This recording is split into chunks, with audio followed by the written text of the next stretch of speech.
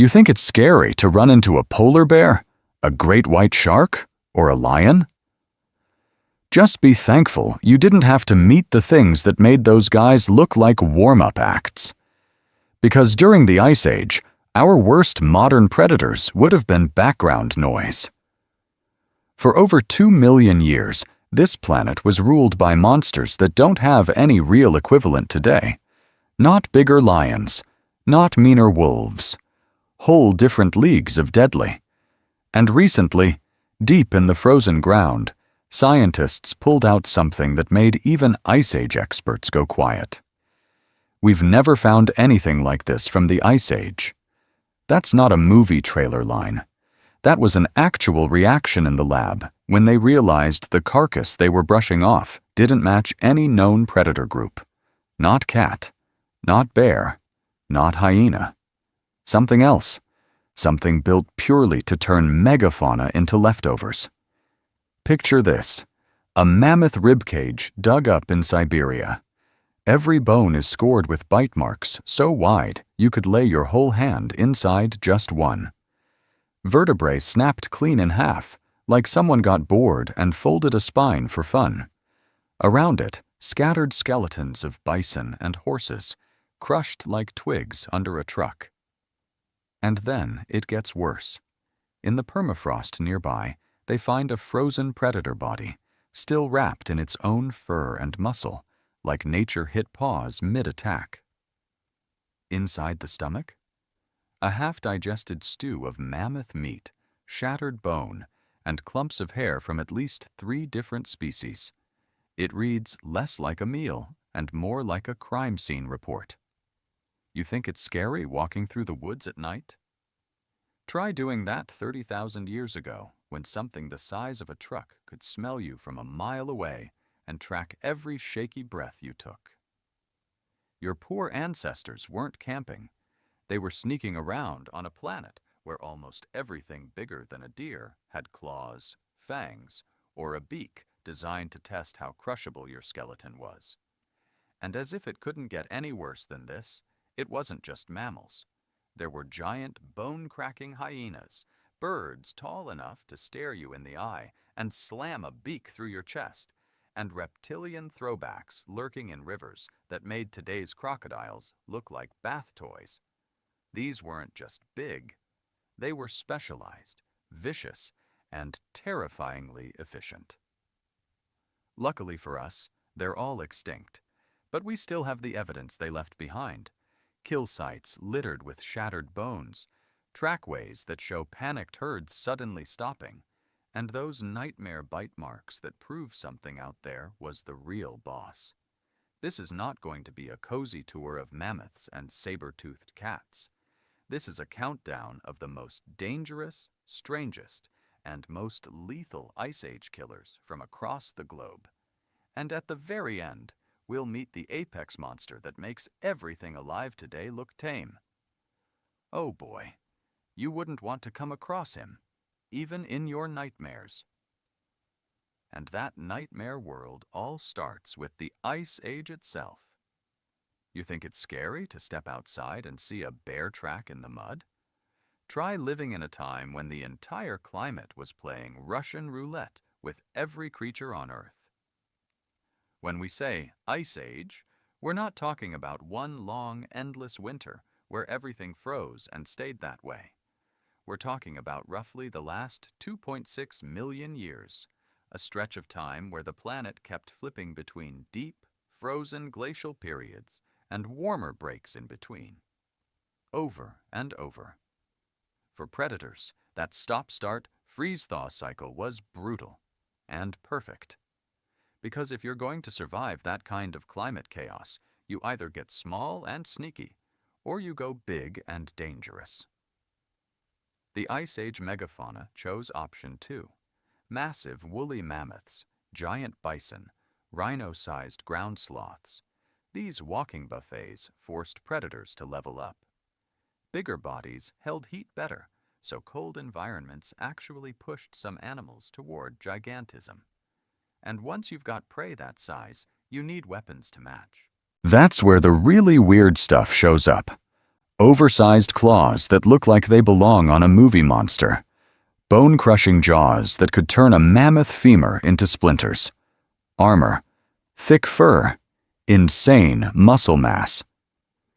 These weren't just beefed-up versions of today's lions and wolves. A lot of Ice Age killers evolved into shapes and roles we simply don't see in modern ecosystems. Just be thankful you didn't have to share a valley with a bear that could stand over 11 feet tall and run like a racehorse, or a hyena built to crack giant bones all night like it was chewing popcorn. And this list, we're not just going for largest. We're going for most dangerous to anything unlucky enough to breathe the same air. If you dropped a modern lion, a polar bear, a saltwater croc, even a golden eagle into some of these ancient habitats, they'd be in serious trouble. Your poor ancestors weren't the apex predators yet. In a lot of places, they were just medium-sized snacks with sharp sticks. Across this countdown, you'll meet monstrous mammals that make grizzlies look polite, nightmare birds with beaks strong enough to crush skulls, reptilian ambush specialists lurking in rivers and coastlines, and a few wildcard predators that don't really fit any modern category at all. You think you know what a top predator looks like? Oh boy, the Ice Age is about to rewrite that picture. We'll start with predators that were already bad news, then climb step by step toward the ones that were absolutely no thank you levels of lethal. And sitting at number 1 is an Ice Age killer that may have been the most deadly land predator our species ever had to face. Luckily for us, he's extinct. For now anyway. Next up, let's meet the first monster on our list. So which Ice Age animal was the most lethal of all? The one that could wipe the floor with anything alive today? You think it's scary to bump into a grizzly or a great white now? Just be thankful you didn't share a continent with this thing. Because at the very top of our list is a predator that makes modern apex animals look like warm-up acts at a kid's birthday party. Picture this: a body as heavy as a rhino, but built like a sprinter, not a tank. Forelimbs thick with muscle, claws like meat hooks, and jaws that didn't just kill prey, they erased it.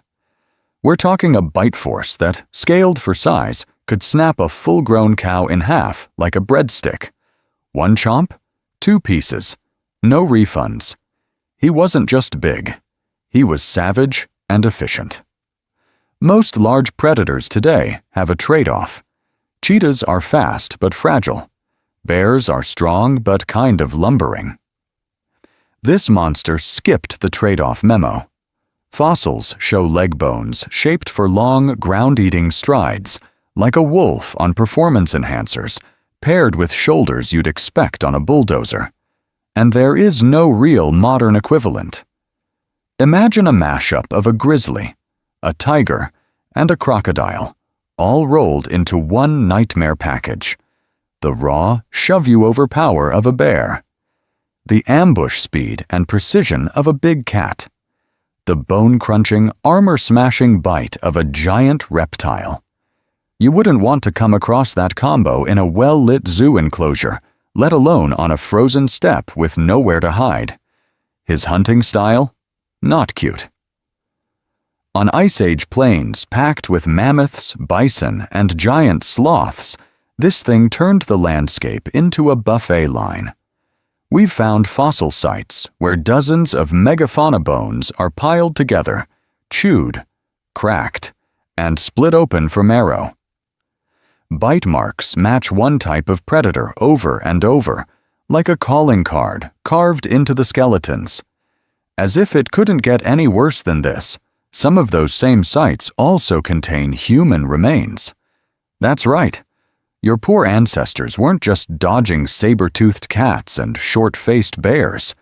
In some regions, they were living and dying right alongside this super predator. Stone tools mixed with shattered bones suggest people were sometimes scavenging his kills. and sometimes becoming part of the pile. The scary part is, this animal didn't just survive the Ice Age, it dominated it. Wherever he shows up in the fossil record, the entire ecosystem bends around him. Herbivores get stockier, more heavily built, as if natural selection is frantically trying to armor them up. Other predators shrink back into scavenger roles, picking at leftovers. And we're only just getting to him.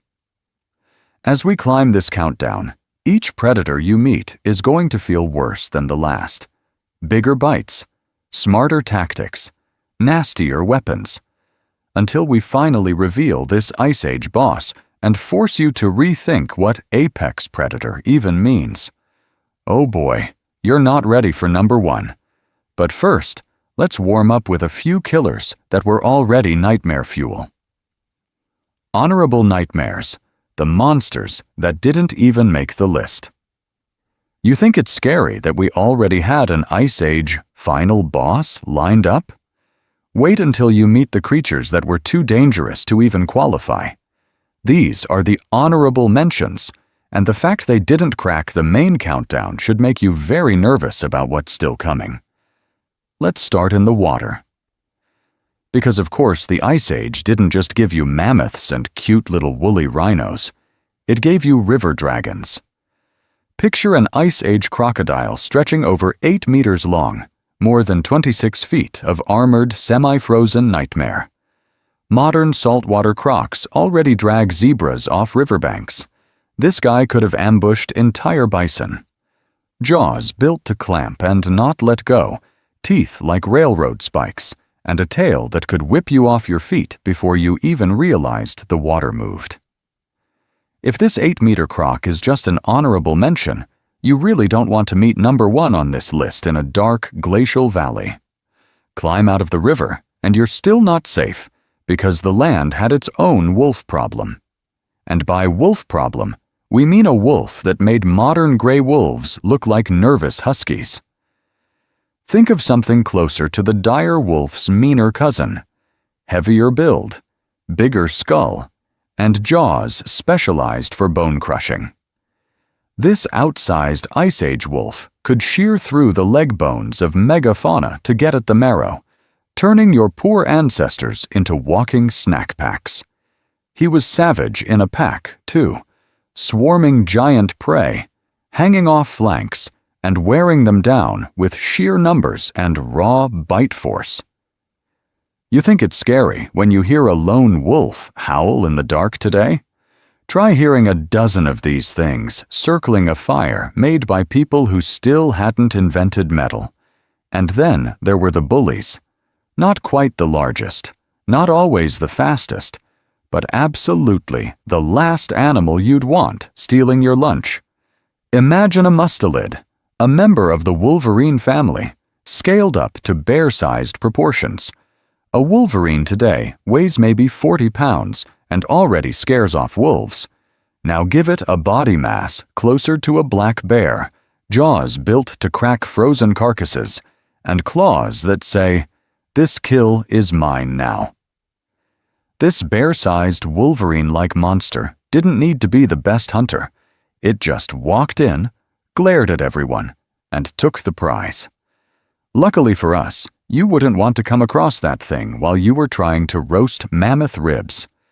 River ambush predators, pack hunters with bone-crushing bites, scavenger bullies that turned entire kill sites into crime scenes. And remember, these are the warm-up acts. If those were the warm-up acts, let's meet the headliners, the Ice Age killers that rewrote the rules of danger. If those were the warm-up acts, the main event is what happens when the whole planet turns into a giant pressure cooker for predators. You think it's scary to step foot in the wilderness of today?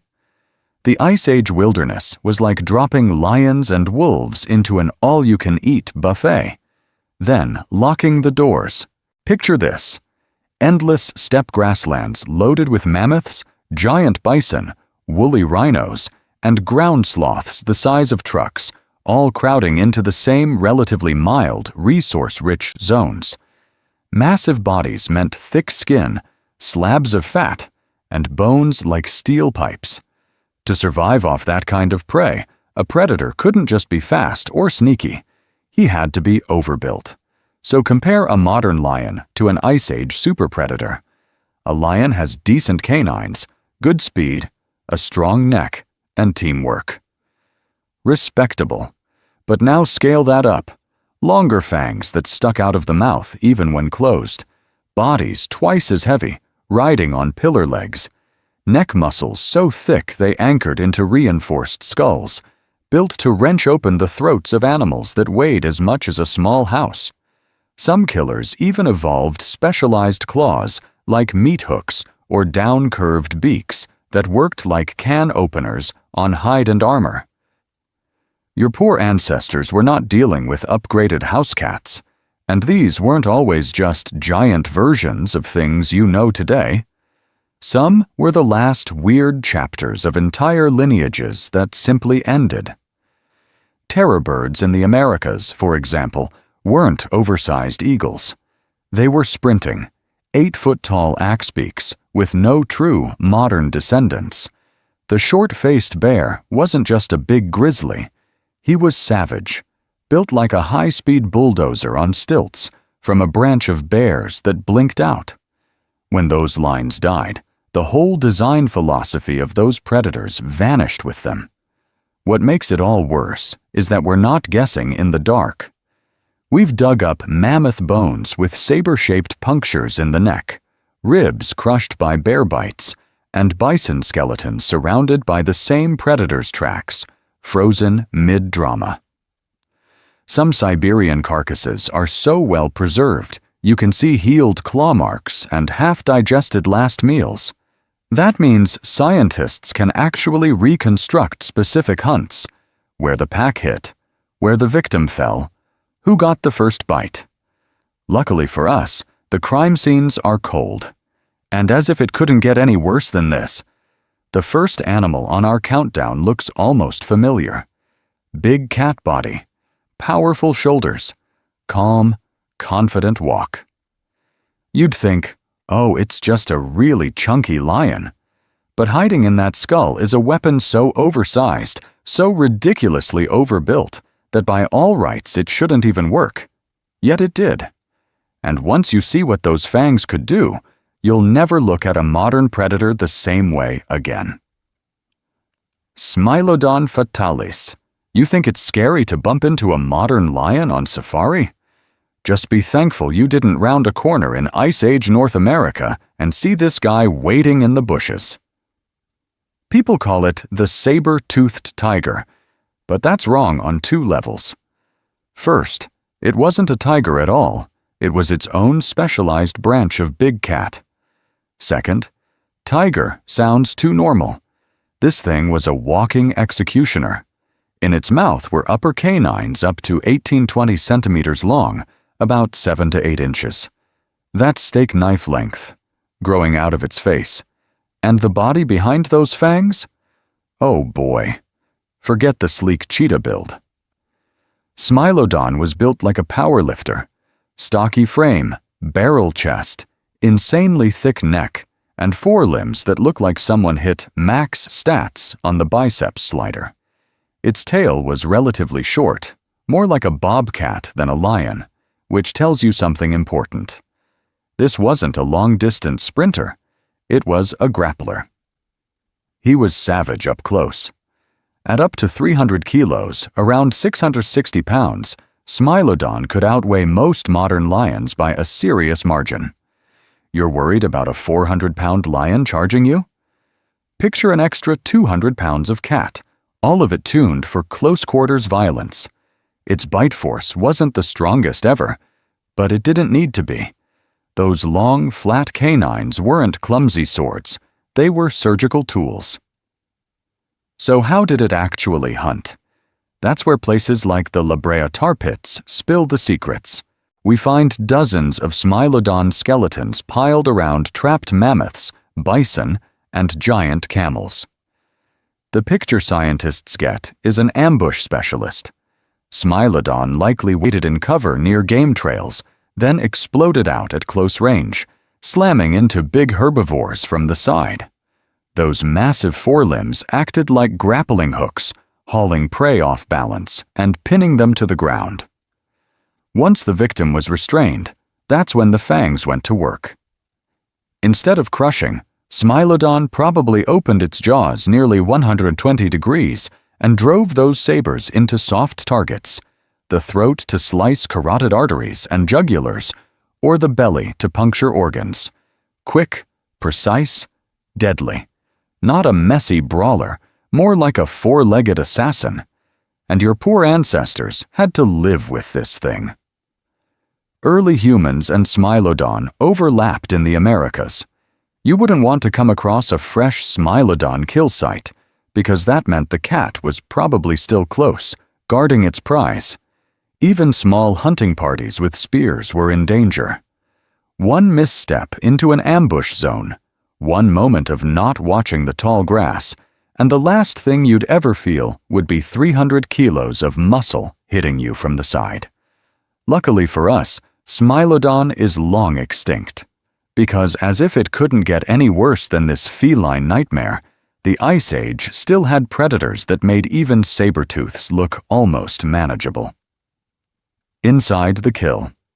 How saber-tooths turned hunts into executions. You think it's scary to watch a lion bring down a buffalo on some nature dock? That's a playground scuffle compared to what Smilodon was doing at an Ice Age tar pit. Picture it. A massive ground sloth or bison-sized herbivore wanders in for a drink, steps wrong, and its feet don't come back up. It thrashes. It bellows. Those screams echo across the sticky death trap. And in the distance, shadows start to move. First, the scavengers circle. Dire wolves, vultures, all testing the edge of the pit. Then he arrives. Smilodon. Short, tank-like body, front legs like a powerlifter, and those ridiculous 8-inch knives hanging out of his face. You wouldn't want to come across this guy on solid ground, let alone when you're literally glued in place. Smilodon doesn't just charge in. He knows the ground is dangerous. Fossils from La Brea show multiple big cats trapped in the same pits, so he's seen this movie before. He creeps along the edge, paws feeling for firm spots, muscles coiled, eyes locked on the helpless prey sinking inch by inch. Now the real horror show starts. Modern lions have to wrestle, suffocate, clamp down for minutes. Smilodon was built to end things fast. Its jaws could swing open to an almost absurd 120 degrees, like someone unhinged the skull. That insane gape let those sabers clear the lower jaw completely, so when he struck, they weren't bumping into teeth or bone. One explosive leap. He plants those front limbs, uses that bulldozer chest to pin the victim, and drives the canines in like twin daggers. Not to crush, to slice. Straight into soft tissue, the throat, the jugular, under the jaw where arteries and windpipe are exposed. Imagine a lion, but with twice the bite reach, designed not as a clamp, but as a pair of scalpels. Your poor ancestors, if they ever saw this, watched animals go from screaming to silent in seconds. And it wasn't always clean. We've found Smilodon skeletons with shattered limbs that healed, fused spines, even broken sabers worn down over time. That means vicious, high-risk brawls with giant prey that could kick back hard. It also hints these cats weren't always solo. An injured saber-tooth surviving long enough to heal suggests a group might have shared kills, piling onto the same doomed victim in a snarling, stabbing dog pile. Just be thankful you didn't grow up where a bad day meant sinking tar, a panicking mammoth, and 3 saber-tooths turning you into a blood fountain. Oh boy! And as if it couldn't get any worse than this feline executioner, Smilodon still isn't the worst thing lurking in the Ice Age. We're about to meet predators that made even saber-teeth look almost reasonable, and one of them didn't even need fangs to turn you into a statistic. Pachycracuta brevirostris. You thought we were just doing big cats and calling it a day? Not even close. The Ice Age had a monster that looked less like a sleek assassin and more like a walking wrecking ball with teeth. Meet Pachycracuta brevirostris, the giant hyena. You think it's scary to hear modern hyenas laughing in the dark? Now scale that up. This thing wasn't your scrawny scavenger skulking at the edge of a lion kill. We're talking a stocky, barrel-chested bone crusher that may have rivaled or even exceeded a modern lion in size. Some estimates put him at around 100 kilos, 220 pounds or more, with shoulders built like a power lifter and a back end designed to drag entire limbs away. And then there's the head. Oh boy. Pachycracuta had an enormous skull, short and deep, with jaw muscles that basically screamed, "I eat rocks for breakfast." He didn't, but he came close. Those jaws were specialized to crack the massive bones of Ice Age megafauna, mammoths, giant bison, even rhinos. Where a lion might strip the meat and move on, this hyena went for the real prize, the nutrient-rich marrow locked inside the hardest parts of the skeleton. Just be thankful you didn't have to hear what that sounded like. Imagine a hyena the size of a small bear, with a jaw that treats your femur like a breadstick. One bite, and your leg isn't just broken, it's confetti. His bite force ranks among the strongest known for any mammalian carnivore, strong enough to turn whole skeletons into splintered debris. To Pachycracuta, a rib cage was basically bubble wrap. That kind of crushing power made him both a scavenger and a very real hunter. You wouldn't want to come across one of these things trotting toward a fresh carcass you thought was yours. Fossil sites show bones covered in deep spiral fractures and gnaw marks that match gigantic hyena jaws. Those are the crime scenes where Pachycracuta showed up, smashed the evidence, and ate it. And your poor ancestors were right in the middle of all this. Picture early humans or other hominins working on a mammoth they finally brought down.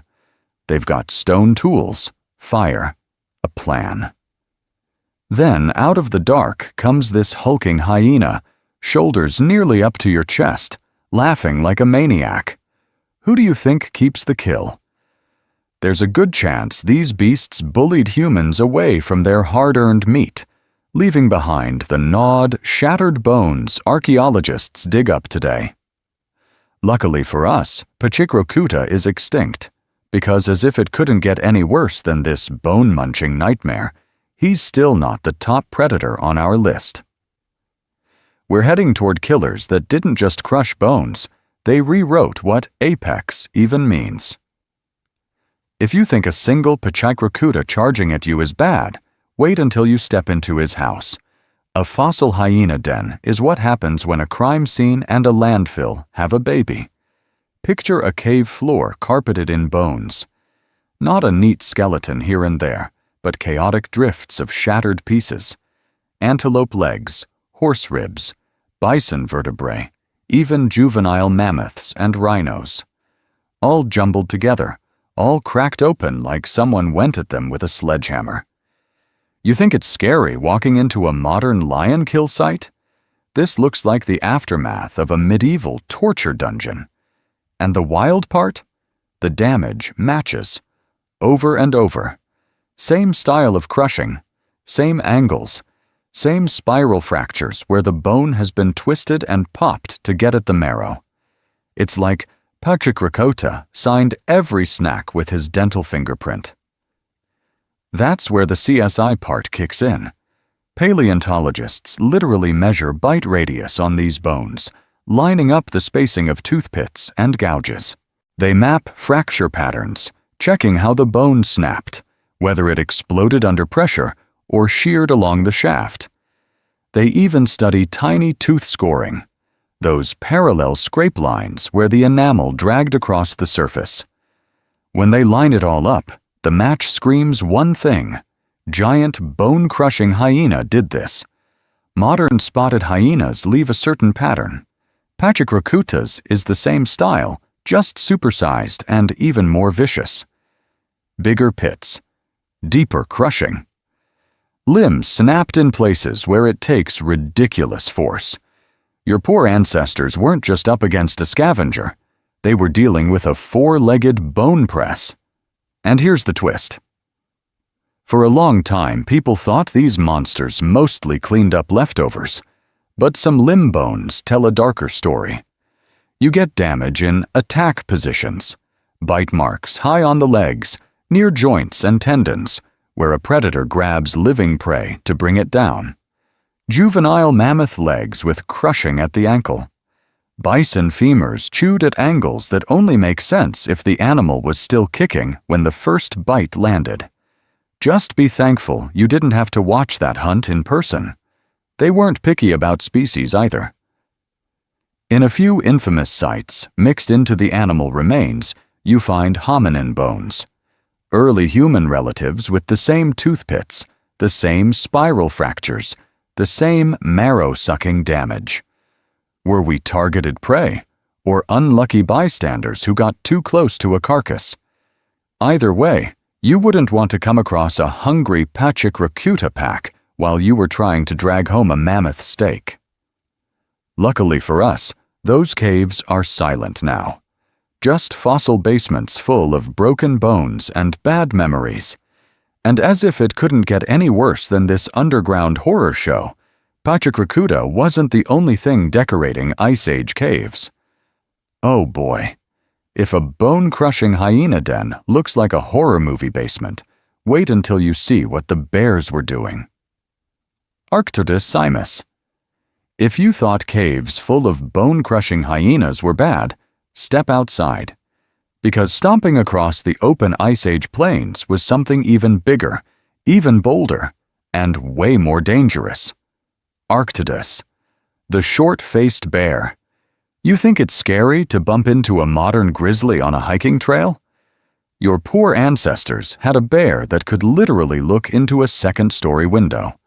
This thing could stand over 3.5 meters tall on its hind legs, more than 11 feet of muscle, claw, and very bad attitude. Up to 900 kilos, nearly a ton, just casually walking around like it owned the continent. Because he kind of did. Unlike the chunky, hump-shouldered grizzlies you see today, Arctodus was built weird. Long, stilt-like legs, a narrower body, a shorter bulldog-style face on top of what looked almost like a bear on stilts. That build wasn't for climbing trees. That was a cursorial, open-country frame. We're talking a bear that could probably hit racehorse speeds across the tundra. Imagine a 1-ton predator moving at 40 miles per hour, and it's not running away from you. And as if it couldn't get any worse than this, that insane speed might not even have been for chasing prey in the classic way. A lot of scientists think Arctodus was a super scavenger, not lazy, strategic. With those long legs and a gigantic sinus system for an incredible sense of smell, he could pick up the scent of a fresh kill from miles away, then just outrun everything to get there first. Saber-toothed cats finally bring down a bison. Wolf-pack tears open a young mammoth. Here comes this towering bear, rolling in like, nice carcass, mine now. Picture this, a group of early humans, a few tough wolves circling with them, working a mammoth that took days to track and hours to bring down. They're cutting, hauling, trying to drag home a winter's worth of meat. Then the wind shifts. The wolves go silent. The ground starts to thud. Out of the blowing snow, this 11-foot wall of fur and teeth rises up over the carcass. He doesn't roar. He doesn't need to. One swipe, one charge, and everybody understands the new rules. Drop the mammoth, grab the kids, run. Just be thankful you didn't have to look over your shoulder every time you crossed an open valley, wondering if a 1-ton sprinter bear was about to appear on the horizon. Even if Arctodus didn't actively hunt humans very often, The psychological terror alone made him one of the most deadly animals of the Ice Age. And you wouldn't want to come across him at night either, because the only thing worse than a giant bear stealing your kill is what came next that could steal it from him. Because when Arctidus showed up to a carcass, the whole Ice Age food web rearranged itself. You think it's scary to see a grizzly on a trail cam today? Your poor ancestors were basically running DoorDash for a 1-ton bear with 0 table manners. Isotopic analysis of Arctidus bones, the chemical fingerprints locked in its collagen, shows something brutal. This wasn't a casual omnivore sniffing around for berries. The nitrogen ratios are stacked way up the food chain, even higher than most modern carnivores, which means his calories came almost entirely from meat. Big meat. Megafauna meat. We're talking bison, camels, horses, maybe even mammoths when they went down. If there was a large carcass on the landscape, Arctidus wanted it, needed it, and was probably already on the way. And he had the hardware to make that strategy work. Those long legs and high shoulders didn't just look impressive, they turned him into a furry set of stilts with a racehorse engine. With a massive stride, Arctidus could cover kilometers of ground fast, sweeping huge territories like a 4-legged drone. Add in a bear's insane sense of smell, easily picking up the scent of death from several kilometers away, and every dying animal in his range might as well have lit a signal flare. You're bleeding out in the snow? Congratulations, you just rang the dinner bell. But as if it couldn't get any worse than this, the climate turned that whole system into a pressure cooker. Ice Age seasons swung hard. In good years, carcasses were everywhere. In bad years, everything was lean, frozen, or already picked clean. A hyper-carnivore that size doesn't get to skip meals. So when food got scarce, Arctidus couldn't be picky. That's when he was savage. More willing to march straight into a wolf pack, face down a smilodon at its own kill, or stroll toward a human campfire and decide the easiest prey wasn't the mammoth, it was the noisy primates with sticks. Modern predators still play this intimidation game.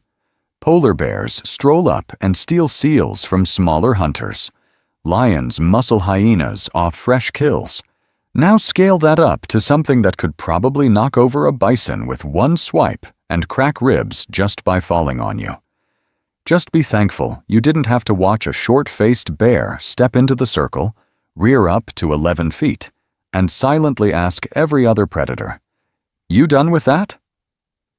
Luckily for us, Arctidus is extinct, because he was already nightmare fuel. And if a 1-ton bear was just one of many problems on the Ice Age menu, what kind of cat could afford to share that world? Birdcheck wolves. You think it's scary to run into a modern gray wolf pack on a hiking trail? Your poor ancestors had to deal with the upgraded Ice Age DLC version, the dire wolf. And no, dire wolves weren't just gray wolves that hit the gym. Canis dirus was its own beast. He was heavier, more robust, and built like a 4-legged battering ram.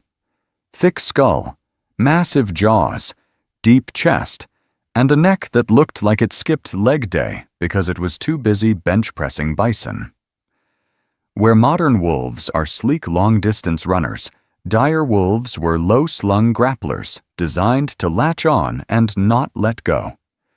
We're talking up to around 68 kilos, 150 pounds or more of dog, with bones so thick they look overbuilt even by Ice Age standards. Picture a wolf the length of a big gray, but the frame of a pit bull in a fur coat. Shorter legs, stockier body, huge shoulders, and neck muscles, perfect for hanging off something that really, really doesn't want to be eaten, like a young mammoth, or a steppe bison, or anything else unfortunate enough to be on the menu. And dire wolves didn't hunt solo. They brought the whole squad.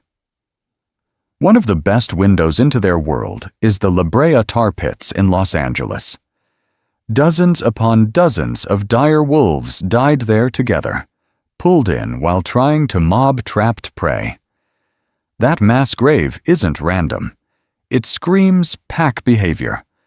One herbivore blunders into sticky death, starts thrashing, and the dire wolves show up like it's an all-you-can-eat buffet. That bites back. Their teeth tell the rest of the story. These weren't just slicers for dainty steaks. The molars are broad and reinforced, with a bone-crushing bite built to crack open ribs and joints. You think it's scary watching a modern wolf strip a deer? Imagine a pack of these things turning a multi-ton carcass into confetti, every part getting used, nothing wasted. That efficiency made them very dangerous competitors for any other scavenger or hunter trying to cash in, including us. Because where there are mammoths and bison kill sites, you start to see a pattern: human stone tools, butcher marks, and dire wolf remains, all in the same layers. As if it couldn't get any worse than this, the Ice Age didn't just hand your poor ancestors giant prey, it handed them giant, vicious dogs who wanted the same meat. You, a handful of spear-wielding humans. Them, a dozen muscle-bound canids that aren't impressed by pointy sticks. Just be thankful you didn't have to test this in person. Imagine a modern wolf pack where every member is built like a pit bull, shoulders wide, jaws thick, and not quite convinced you're scarier than a mammoth steak. That's the dire wolf, social, powerful, and just bold enough to circle your campfire. Luckily for us, that was only one kind of Ice Age dog, because there was another bone crusher lurking in the shadows that didn't just steal your kill, it might have eaten your bones too. When wolves met humans, shared hunts, and shared graves. You think it's scary to bump into a lone wolf on a hiking trail today? Try stepping into an Ice Age valley where the snow is stamped flat by three kinds of footprints: bison hooves, human boots made of hide, and the massive pads of dire wolves that have already tasted both. At a bunch of late Pleistocene kill sites, that's exactly what we see in the dirt. You get butchered bison and horse skeletons, stone spear points snapped in half, burned bone from human campfires, and right in the same layer, dire wolf skulls, chewed ribs, and paw bones, shared hunting grounds, shared carcasses, sometimes shared graves. It's like someone hit pause in the middle of a feeding frenzy and buried the whole argument. Both species were locked on the same menu: big, slow, high-calorie prey. Steppe bison with shoulders like living bulldozers, wild horses, juvenile mammoths that wandered too far from the herd. Your poor ancestors jabbed at them with fire-hardened spears. The wolves came in with 600-pound packs of muscle, jaws built to crack through Ice Age armor. You wouldn't want to come across that crew while you're bent over carving steaks. Picture the scene at a kill. A human group drops a bison with stone-tipped darts, starts stripping meat, and then the howling starts. Yellow eyes in the snow fog. Dire wolves circling just outside spear range, testing the line. One rush, one mistake, and suddenly you're not the hunter guarding the carcass. You're the extra course. And as if it couldn't get any worse than this, there's a nasty twist. Some archaeologists think humans sometimes followed wolf packs on purpose. You let the wolves do the tracking, watch where they're heading, and boom, you've found the herds. Maybe you wait until the pack brings something down, then drive them off with fire and noise. Free meat, free scouting. But that also means the wolves are following you, too. They're learning your habits, your trails, the smell of your camps. Just be thankful you didn't have to walk home from work in that world. In a whiteout blizzard, sound swallowed by wind, A single hunter separated from the group is basically a walking blood bag. Exhausted from a chase, maybe already cut up from a mammoth's tusk or a bison horn, and there's a pack behind you that runs faster on ice than you ever will. One stumble, and he was savage reality. You've gone from apex predator to convenient leftovers. Luckily for us, dire wolves are extinct.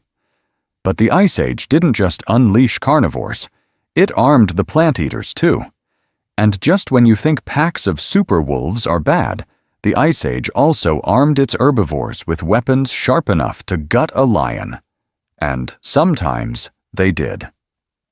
Megatherium. If you think giant ground sloth sounds like the chillest roommate of the Ice Age, oh boy, this is where the documentary turns into a horror movie. Megatherium was South America's walking bulldozer. This thing could rear up to around 6 meters tall, about 20 feet, and weigh several tons. Bigger than many modern elephants, but built like a shaggy tank. You think it's scary to bump into a grizzly on a hike? Just be thankful you didn't round a corner and meet a sloth the size of a box truck. And yes, technically, he was mostly a plant eater. That almost makes it worse, because this gentle herbivore came with some of the nastiest hardware the Ice Age ever issued. Each forelimb carried claws up to 30 centimeters long, about a foot. Not cute little tree-hugging hooks. These were curved scimitars on steroids, anchored to huge, heavily muscled arms that could rip open tree trunks like wet cardboard. Now imagine what that does to flesh. Predators knew it. Megatherium wasn't sprinting anything down. He was living, breathing, do not touch signage. When threatened, he likely pulled his favorite trick: rear up on his hind legs, brace that massive tail behind him, and turn his whole body into a 3-point tripod. Suddenly, your slow sloth is towering over you like a furry construction crane, with both arms free to swing. Those 1-foot claws could carve wide arcs through the air, fast enough to matter, heavy enough to disembowel a big cat or snap ribs like twigs. One good hit and a lion-sized predator is leaking out onto the Pleistocene floor. You wouldn't want to come across that wind-up in the dark, or in daylight, or honestly ever. And this wasn't just theory. Fossils of giant ground sloths show healed fractures and what look like bite marks, signs that even a creature this massive had to fight off serious attackers. Something tried to eat them, and sometimes Megatherium walked away from the encounter, bones broken, wounds scarred, but very much not extinct yet. Your poor ancestors were out there in the same landscapes, watching the prey animals throw predators around like crash test dummies. Now picture this from a human eye level. A small band of early humans spots what looks like a Megatherium carcass slumped near a riverbank. Free meat. They creep in with stone tools ready, joking quietly, stomachs growling. One brave soul reaches out to cut the hide. The carcass exhales. The ground shakes as the sloth surges up into that tripod stance, eyes open, muscles firing. In a heartbeat, those claws whistle past, close enough to feel the air move. One clean swipe, and a whole hunter could turn into red mist. Luckily for us, the only place you meet Megatherium now is in museums, because the Ice Age still had one more trick: herbivores that didn't just defend, they hunted back. Herbivores with murder tools. You think it's scary to bump into a grumpy moose today? In the Ice Age, the plant eaters showed up armed like tanks. Eating grass did not mean playing nice. A lot of the prey were walking war machines with built-in murder tools. Take mammoths, 12 feet at the shoulder, 10 tons of momentum, and tusks that could stretch over 15 feet. Those weren't just for show. One sideways swing could snap a predator's ribs like dry twigs. A pack of Ice Age lions or a smilodon couldn't just rush that head-on. They had to circle, probe, wait for a stumble, because one bad angle and the hunt ended with a flying cat. Or the giant bison, Bison latifrons. Picture a buffalo scaled up to almost 8 feet at the shoulder, with horns spanning 7, maybe 8 feet across. That's basically a living spear rack. You wouldn't want to come across a stampeding herd of those in a narrow valley. Predators knew if they spooked the wrong bull, the all-you-can-eat buffet turned into all-you-can-get impaled. And then there's Megatherium again. This thing is still technically an herbivore, but he was savage when threatened.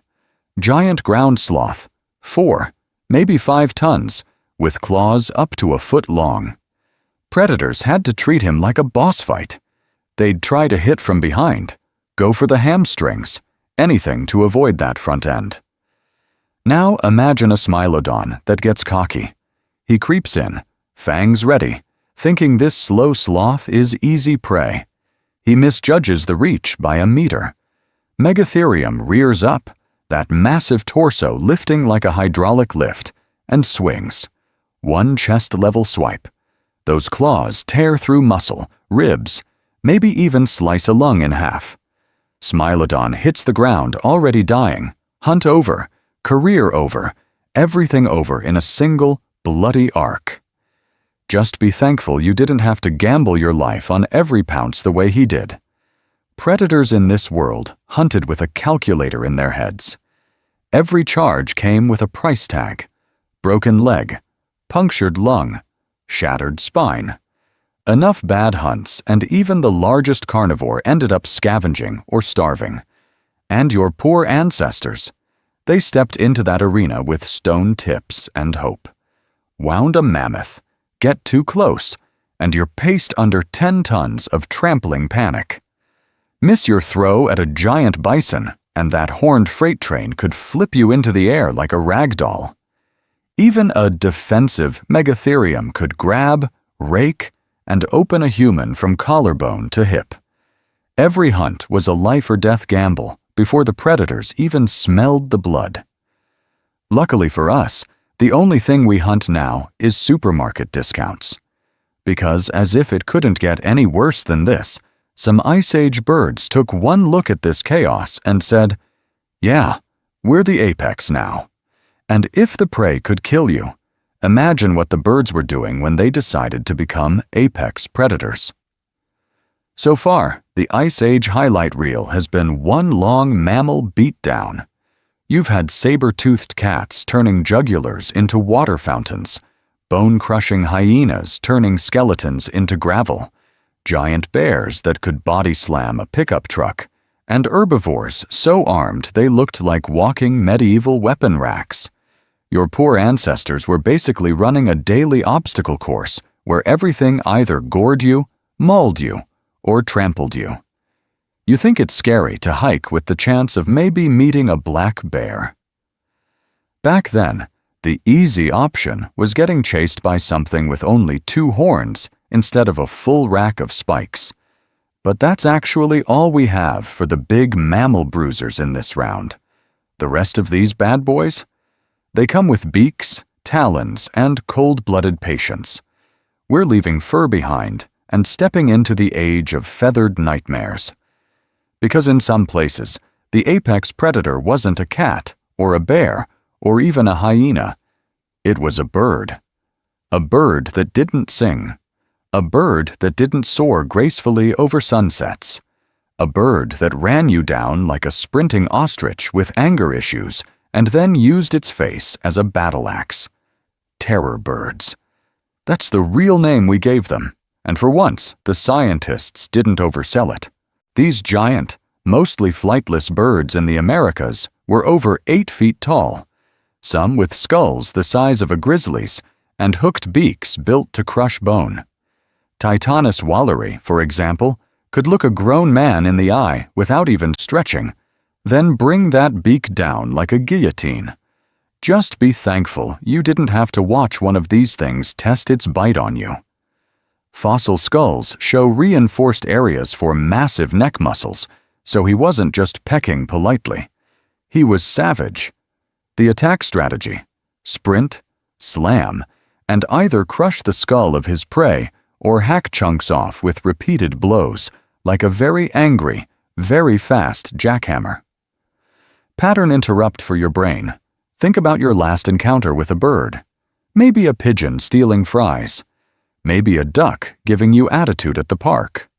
Cute, annoying, but not exactly life-threatening. Now imagine that same basic shape scaled up until it can swallow a wolf's head in one bite. Suddenly, that seed-eater at your bird feeder feels like a joke. Luckily for us, the birds we deal with now are mostly busy arguing over breadcrumbs and singing at sunrise. Because, as if it couldn't get any worse than this, the next entry is a bird so big and so aggressive you wouldn't want to come across it on the widest, flattest field you can imagine. Give me a modern lion any day. At least with a lion, you see fur. With this thing, all you see is a wall of feathers and a beak coming at you like a speeding sledgehammer. Titanus walleri. You think it's scary when a goose chases you at the park? Now scale that up to an 8.5-foot murder bird that doesn't fly, doesn't honk, and doesn't stop. That's Titanus walleri. This thing was a walking contradiction. A bird built not for the sky, but for the sprint. About 2.5 meters tall, towering over you, with long, muscular legs that were basically biological racing stilts. No wings worth talking about, just stubby balance keepers. All the real business was up front, a massive, hooked beak, almost like a battle axe bolted onto a feathered tank. Titanus was one of the North American terror birds, and he earned that title.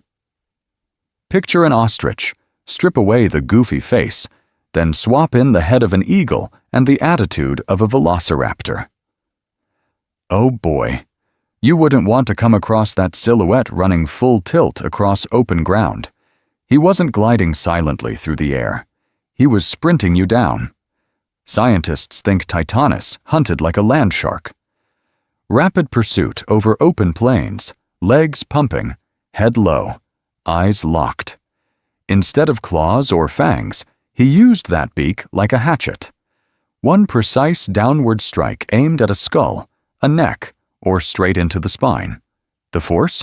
Strong enough to crush bone in a single blow, turning ribs and vertebrae into splinters.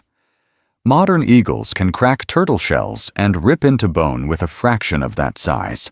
Scale that up to a 300-kilogram bird, and you're looking at a beak hit that feels like a sledgehammer with a knife edge. Speed-wise, we're talking serious trouble. An ostrich today can hit around 40 miles per hour. Titanus had the same basic leg design, just heavier and nastier. Maybe not quite as fast, but fast enough to outrun most humans and a lot of mammalian carnivores that thought they were hot stuff. You think it's scary jogging in bear country? Just be thankful you didn't have a feathered sprinter that could literally run circles around you before deciding which part to bite first. Fossil evidence backs up how deadly he was. Titanus bones have been found in Texas and Florida right alongside the remains of medium to large mammals. Early horses about the size of big dogs. Small camels. Probably oversized deer and other Ice Age grazers. Bite marks and break patterns suggest those beaks were coming down hard on limbs and skulls. And when he wasn't actively hunting, he almost certainly scavenged, muscling in on carcasses and driving off smaller predators. He was savage. The worst part isn't even the physical damage. It's the psychological horror.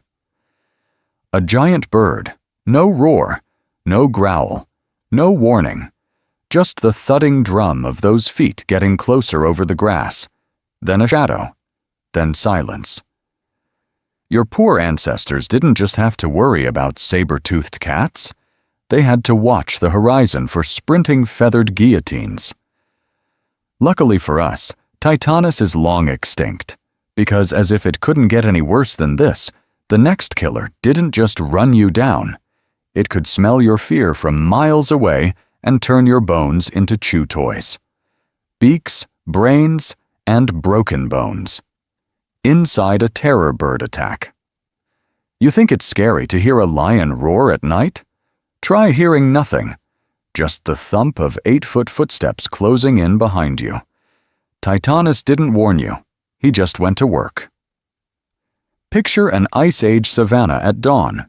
A dog-sized mammal bolts from the brush, sprinting flat out, thinking it has a chance. Titanus locks on with those huge forward-facing eyes, tilts that massive skull, and starts to move. Long, springy legs uncoil, each stride eating up ground like a feathered racehorse.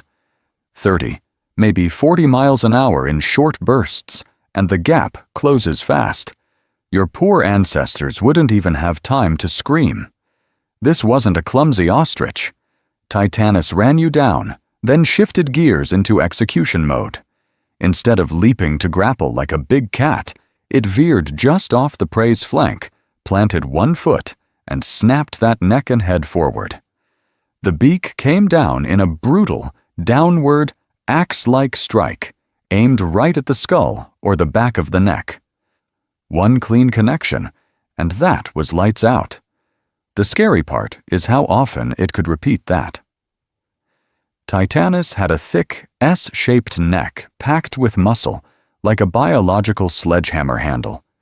The vertebrae were locked together with bony flanges that stopped the neck from overflexing, so every swing stayed in the safe zone. The skull itself was heavily reinforced, with a deep, hooked beak that acted like a built-in battle axe. So when it slammed that weapon into bone, the force went into the victim's head, not back into its own. Repeated high-impact blows, no self-damage. Heads became shattered fragments on the grass, and while the beak was the star, the feet were the dirty backup crew. Titanus had big, clawed toes, not quite raptor scythes, but plenty dangerous. A stunned or staggering animal got stomped, pinned under those talons like a wrestler's finishing move. Struggling prey could be raked and shredded, held just long enough for another precise cranial hit. You wouldn't want to come across that combination on your morning jog. Compare that to a lion. A lion has to leap, grapple, hang on, then suffocate its prey with a throat clamp that can take minutes. Messy, exhausting, risky. Titanus skipped the wrestling match. One perfectly placed shot to the brain case, and a hunt could end in seconds. Efficient, vicious, deadly. Just be thankful you didn't wander across an open savanna alone with this thing in your peripheral vision. A modern human in running shoes has almost no chance of outrunning it, and zigzagging only makes you look like confused prey. If Titanus decided you were food, or just competition, you were a future fossil. And as if it couldn't get any worse than this, some Ice Age killers didn't just break skulls, they broke bones for dessert. The next predator didn't swing an axe. It brought a crushing jaw that could turn mammoth-sized leg bones into splinters. You think it's scary to walk through a forest with wolves and big cats lurking? Hit pause on that mental image. Because for a huge chunk of Earth's history, the real topland predators weren't furry at all. They had feathers. This is where your brain has to do a hard reset. We're so used to lions, tigers, and bears that we just assume apex predator means big mammal with teeth. But in parts of Ice Age and pre-Ice Age America, the most dangerous thing you wouldn't want to come across was basically a murder bird. Titanus and his terror bird cousins weren't side characters. They were the final boss. Imagine a world where instead of lions on the savanna, you've got murder ostriches with eagle heads, and that's just Tuesday. Titanus wolleri in North America and earlier giants in South America reached around 8 feet tall, with a skull built like a sledgehammer and a beak that could punch through bone. He was savage. No wings for flying, just massive legs for sprinting, and a neck built to swing that hooked beak down like a guillotine. So how did birds steal the crown from mammals? Continental isolation. For tens of millions of years, South America was its own weird island continent, cut off from North America and the rest of the world. While your poor ancestors' future mammal predators were evolving into saber-toothed cats and giant bears elsewhere, down south, the mammals were mostly small and harmless. That left a wide-open job posting for largest, deadliest land hunter. The birds applied, and they got promoted. In that sealed-off arena, these flightless predators evolved into dominant hunters, chasing down prey like early horses, small camels, and anything else that could fit in a beak. No big cats, no wolves, just thunder-footed birds stomping across the plains. Just be thankful you didn't have to grow up in a world where the thing stalking you looked like a giant, angry secretary bird with zero chill. Then, the land bridge formed. North and South America connected, and the mammalian wrecking crew showed up. Big cats, dire wolves, bear dogs, and eventually Arctidus came pouring south, bringing new tactics, new speed, and serious competition. Suddenly, those terror birds weren't the only ones eyeing the megafauna buffet. Fossils show their reign didn't end instantly, but the balance cracked. As large mammalian carnivores spread, many terror bird species vanished. Some were already fading as climates shifted, and the arrival of these new killers was the final shove. Luckily for us, that arms race ended before humans had to dodge both saber-toothed cats and sprinting bone-crushing birds at the same time. And as if it couldn't get any worse than this, birds weren't even the most nightmarish shape predators took. If feathers could turn into monsters on land, reptiles took things even further, especially in the water and along riverbanks, where you never saw the attack until your legs were already in something's jaws. Dinosuchus. You think it's scary walking past a swamp with a modern croc in it?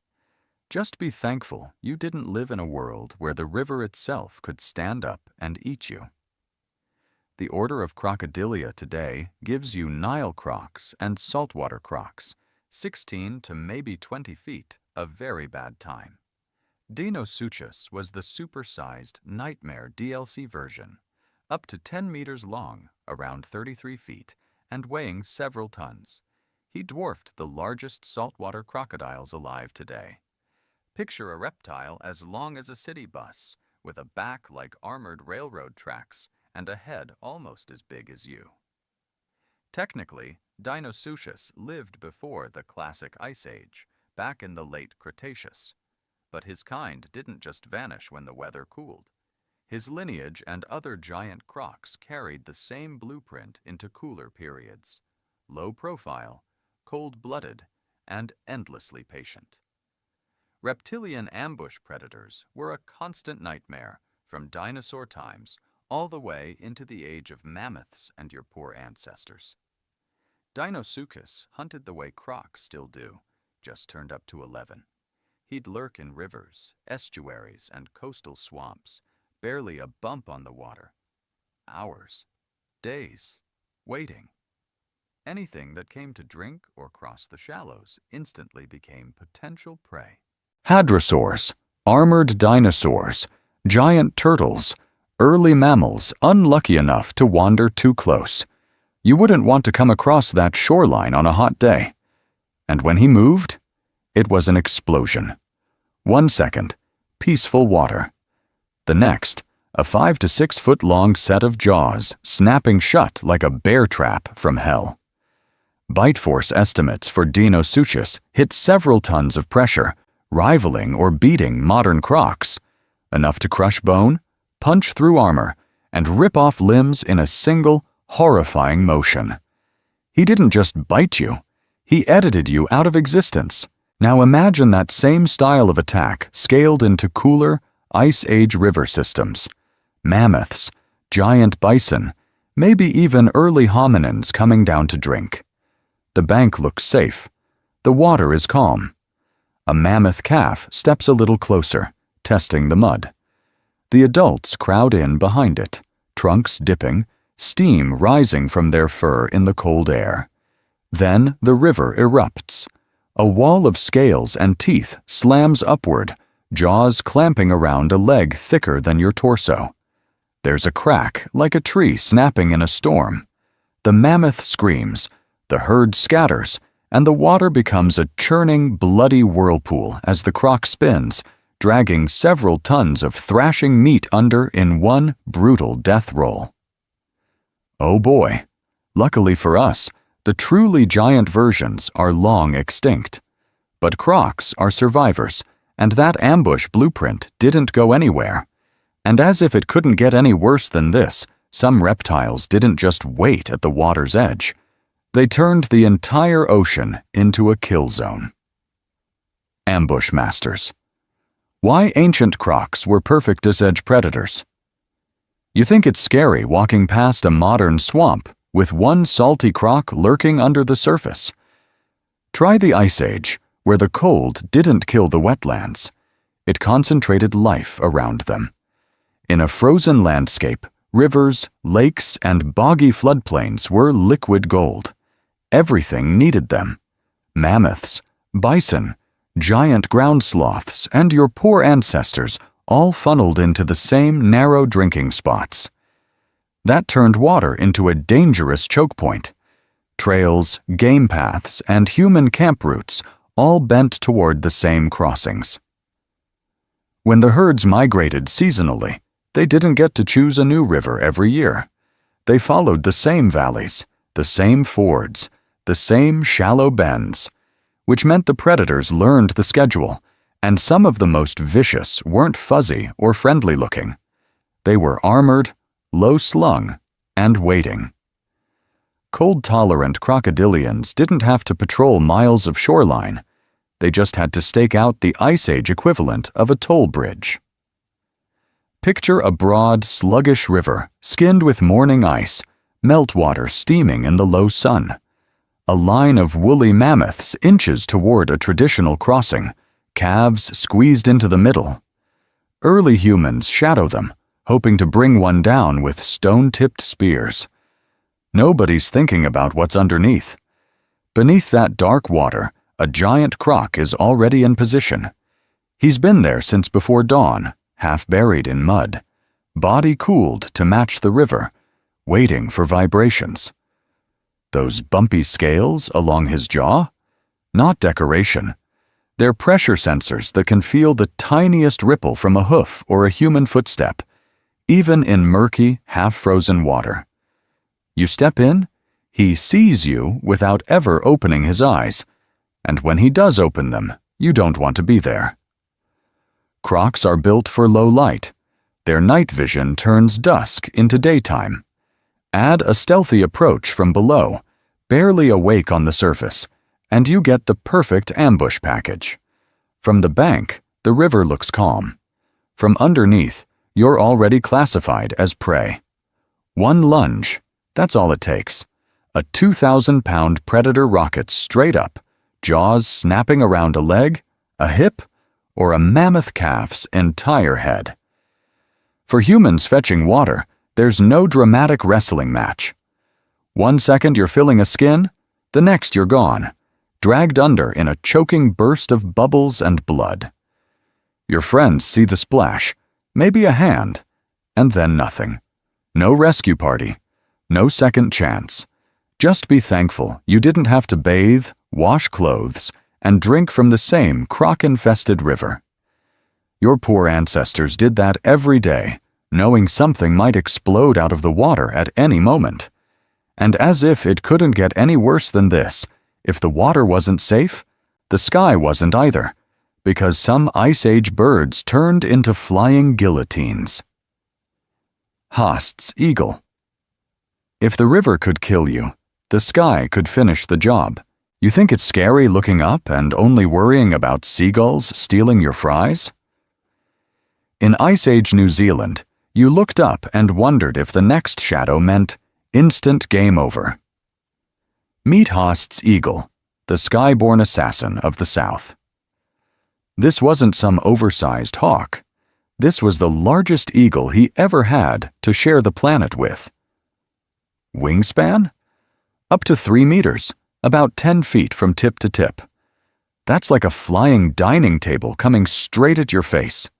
And the body mass wasn't far off the biggest modern eagles. Some estimates say it even beat them. Heavy, muscular, built like a feathery linebacker with knives for toes. And he needed all of that because his main prey was just as ridiculous. The moa. Giant, flightless, walking buffets. Some species stood over 10 feet tall and weighed as much as a small horse. Imagine an ostrich that hit the gym, quit cardio, and focused only on bulk. You wouldn't want to come across one in a dark forest, and Haast's eagle turned those things into lunch. So how do you take down a bird that weighs several hundred pounds? You don't nibble it. You nuke it. Haast's eagle hunted like a living missile. He'd soar high, lock onto a target, then dive at speeds over 80 kilometers per hour, around 50 miles per hour. That's highway speed murder from above. Talons extended, legs braced, he'd slam into the moa's back with an impact force strong enough to break bones on contact. Those talons were basically meat hooks. Each claw could puncture deep into muscle, organs, even through the pelvis. One hit to the spine or hips, and the moa was down, arteries shredded, lungs collapsed. Imagine a leopard falling out of the sky with knives for feet. That's Haast's eagle. Same killing power as a big cat, but delivered vertically. Oh boy, and as if it couldn't get any worse than this, humans actually walked into this horror movie. Early Polynesian settlers reached New Zealand while Haast's eagle was still around, or at least fading out. For a short window, your poor ancestors there had to watch their kids and their backs, because there are oral traditions of giant man-eating birds that could snatch children or even attack adults. You think it's scary letting your kid play in the yard today? Luckily for us, the worst thing in most backyards is a raccoon in the trash. Back then, the stranger danger talk might have included, also, don't get carried off by the murder pigeon the size of a hang glider. Haast's eagle is extinct now, wiped out when humans hunted its moa prey to oblivion. Sky cleared. Problem solved, right? Not exactly. Because if birds could become apex predators, wait till you see what some Ice Age mammals turned into when they really committed to being monsters. Human versus eagle. When our ancestors became prey from above view. Think it's scary walking through a forest today, listening for twigs snapping or growls in the dark. Try living in a world where the real danger might drop out of a perfectly blue sky. Under Haast's eagle, daily life becomes a horror movie with no soundtrack. You don't stroll across open clearings, you sprint. Camps go under trees, under rock overhangs, anywhere that breaks up your outline from above. Adults move in tight groups, and children. They don't wander. They stay glued to shelter, because one wrong step into the sunlight could turn a kid into airborne prey. This wasn't some oversized hawk stealing your sandwich. Haast's eagle was the largest eagle we know of, with a wingspan up to 3 meters, built to smash into 500-pound moa at highway speeds. If he could hit a bird that big, crack ribs, and drive talons straight through bone, you really think a 70-pound human child was off the menu? Oh boy. We don't have a fossil labeled human snack, but we do have skeletons of moa with puncture marks in the pelvis and skull where those talons went in like meat hooks. We have Maori legends of a giant man-eating bird, poakai or hokioi, that would swoop down and carry people away. When your poor ancestors tell the same story for generations about a murder eagle, you pay attention. Picture the attack from the ground. No roaring charge, no rustling in the bushes, just a ripple of shadow, a rush of wind, and then 30 pounds of muscle and talon slamming into your back harder than a car crash. The first thing you feel might be your face hitting the dirt. The second thing is nothing, because your spine just got crushed. Ground predators give you a chase. This thing gave you a jump scare with a body count. So what do early settlers do when the sky itself feels dangerous? They fight back the only way they can, not by hunting the eagle, but by erasing its pantry. Humans hammer the moa with spears and fire and coordinated drives, pushing those giant birds to extinction in just a few centuries. Take away the main food source of a specialist killer, and the killer goes with it. Luckily for us, that strategy worked a little too well. Haast's eagle vanishes shortly after the emua, another deadly apex predator wiped out by a species that refuses to stay prey. Sky cleared. For real this time. As if it couldn't get any worse than this, that still leaves you surrounded. Because while the birds were terrifying, they weren't the only problem. So we've got killers in the water, on the ground, and in the air. But some of the strangest Ice Age monsters came from an unexpected direction, our own evolutionary backyard. So far, your Ice Age nightmare roster is already stacked.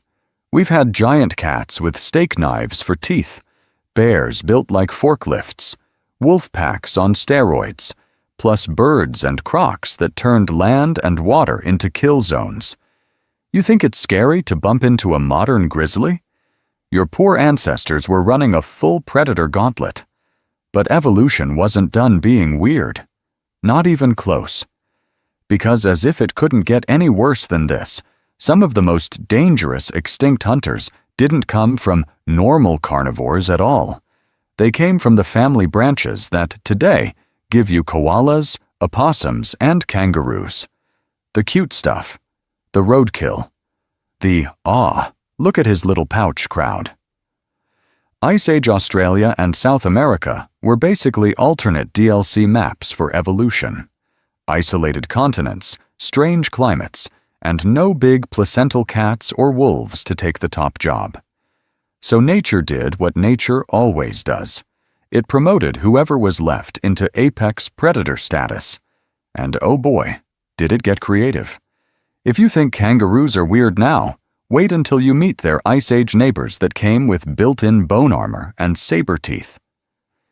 In South America, armadillo relatives called glyptodonts turned into walking tanks, and right alongside them you had saber-toothed marsupials and bone-cracking oddballs trying to turn that armor into dinner.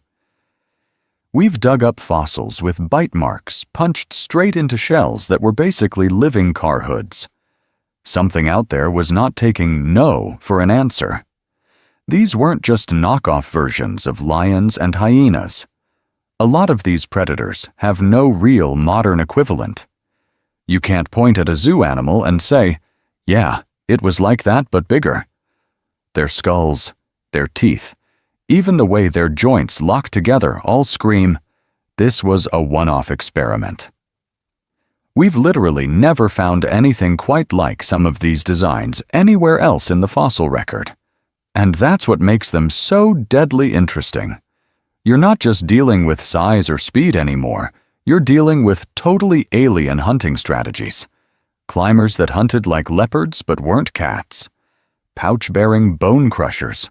Sprinters with semi-hoofed feet that could chase prey and then wrestle it like a bear. Luckily for us, every single one of these oddballs is extinct. You wouldn't want to come across the one we're about to meet next, because up in the twisted forests of Ice Age Australia, there was a marsupial that looked kind of like a lion, climbed like a big cat, and bit like an industrial press. He was savage.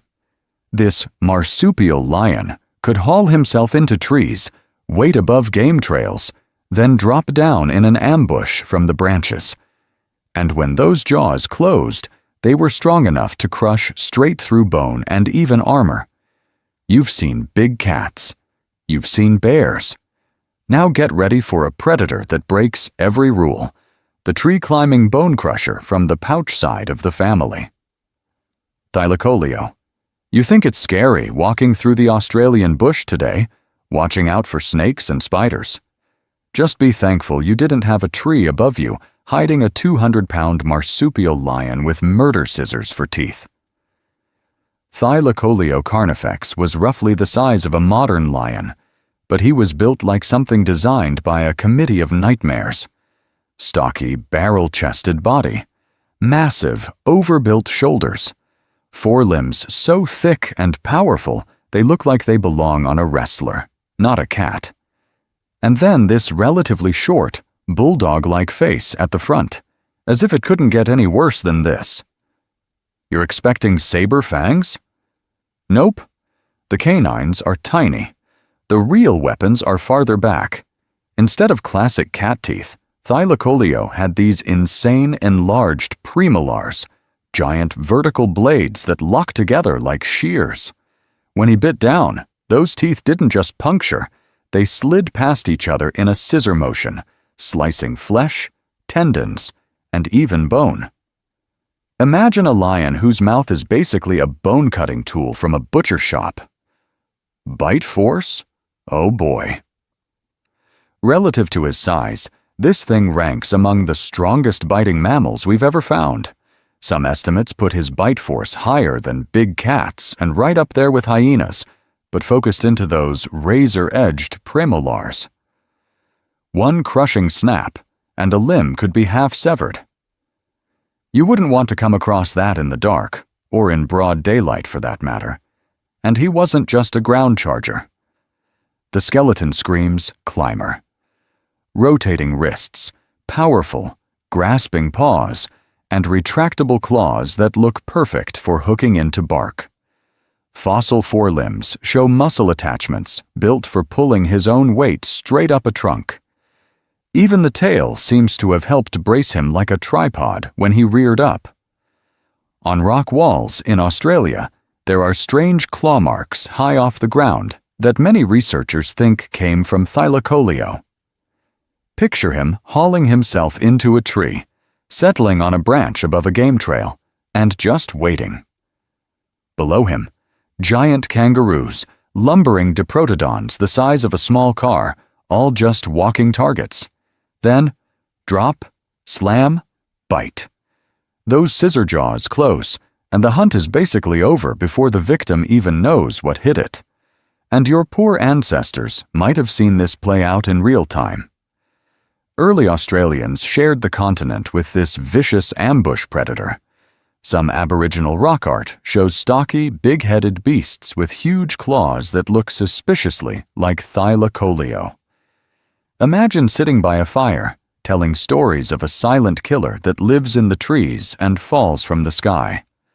Luckily for us, he's extinct. Because a lion-sized, tree-climbing bone slicer is bad enough, in a minute, we're leaving the forests behind and heading into open country for an Ice Age killer that didn't need trees at all. Just speed, stamina, and a taste for megafauna. Ambush from above. How Thylacoleo turned forests into death traps. So we're leaving the campfire story and dropping you right onto the trail. Literally.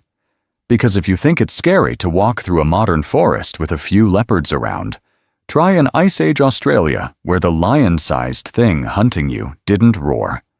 It just fell. Picture a dense, semi-forested landscape. Not a clear, open savanna, but a maze of eucalypts, scrub, and twisted branches. Visibility?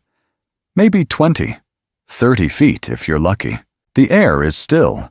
The ground is carpeted in leaf litter, and every big marsupial in the area is funneled into narrow game trails just to get anywhere. Now look up. Low, horizontal branches over those trails are prime real estate. That's where thylacoleo is.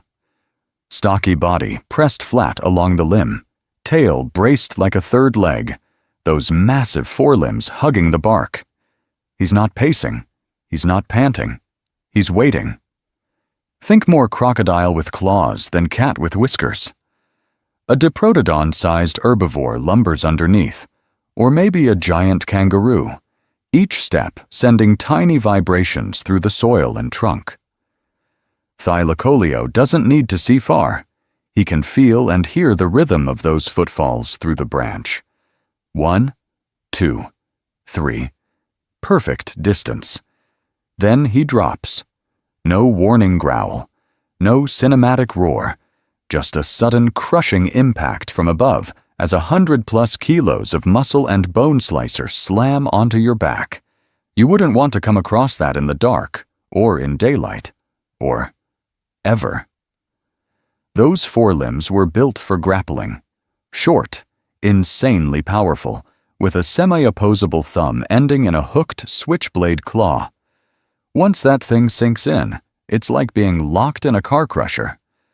The front paws clamp around the shoulders or neck, claws digging in for grip, not just slashing. Your poor ancestors wouldn't be peeling this guy off. Hanging on like a living bear trap, thylacoleo can ride a panicked, thrashing victim for dozens of meters. While the hind claws rake for purchase, the skull swings in. And that's where the real horror starts. The jaws open wide, those carnassial teeth line up, and he starts delivering repeated shearing bites into the neck or along the spine, literally slicing through muscle and vertebrae. Not a clean vampire bite. More like someone attacking your nervous system with a bone saw.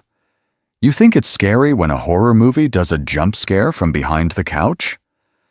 Try one from the canopy, with blades closing around your throat before you even process the shadow that moved.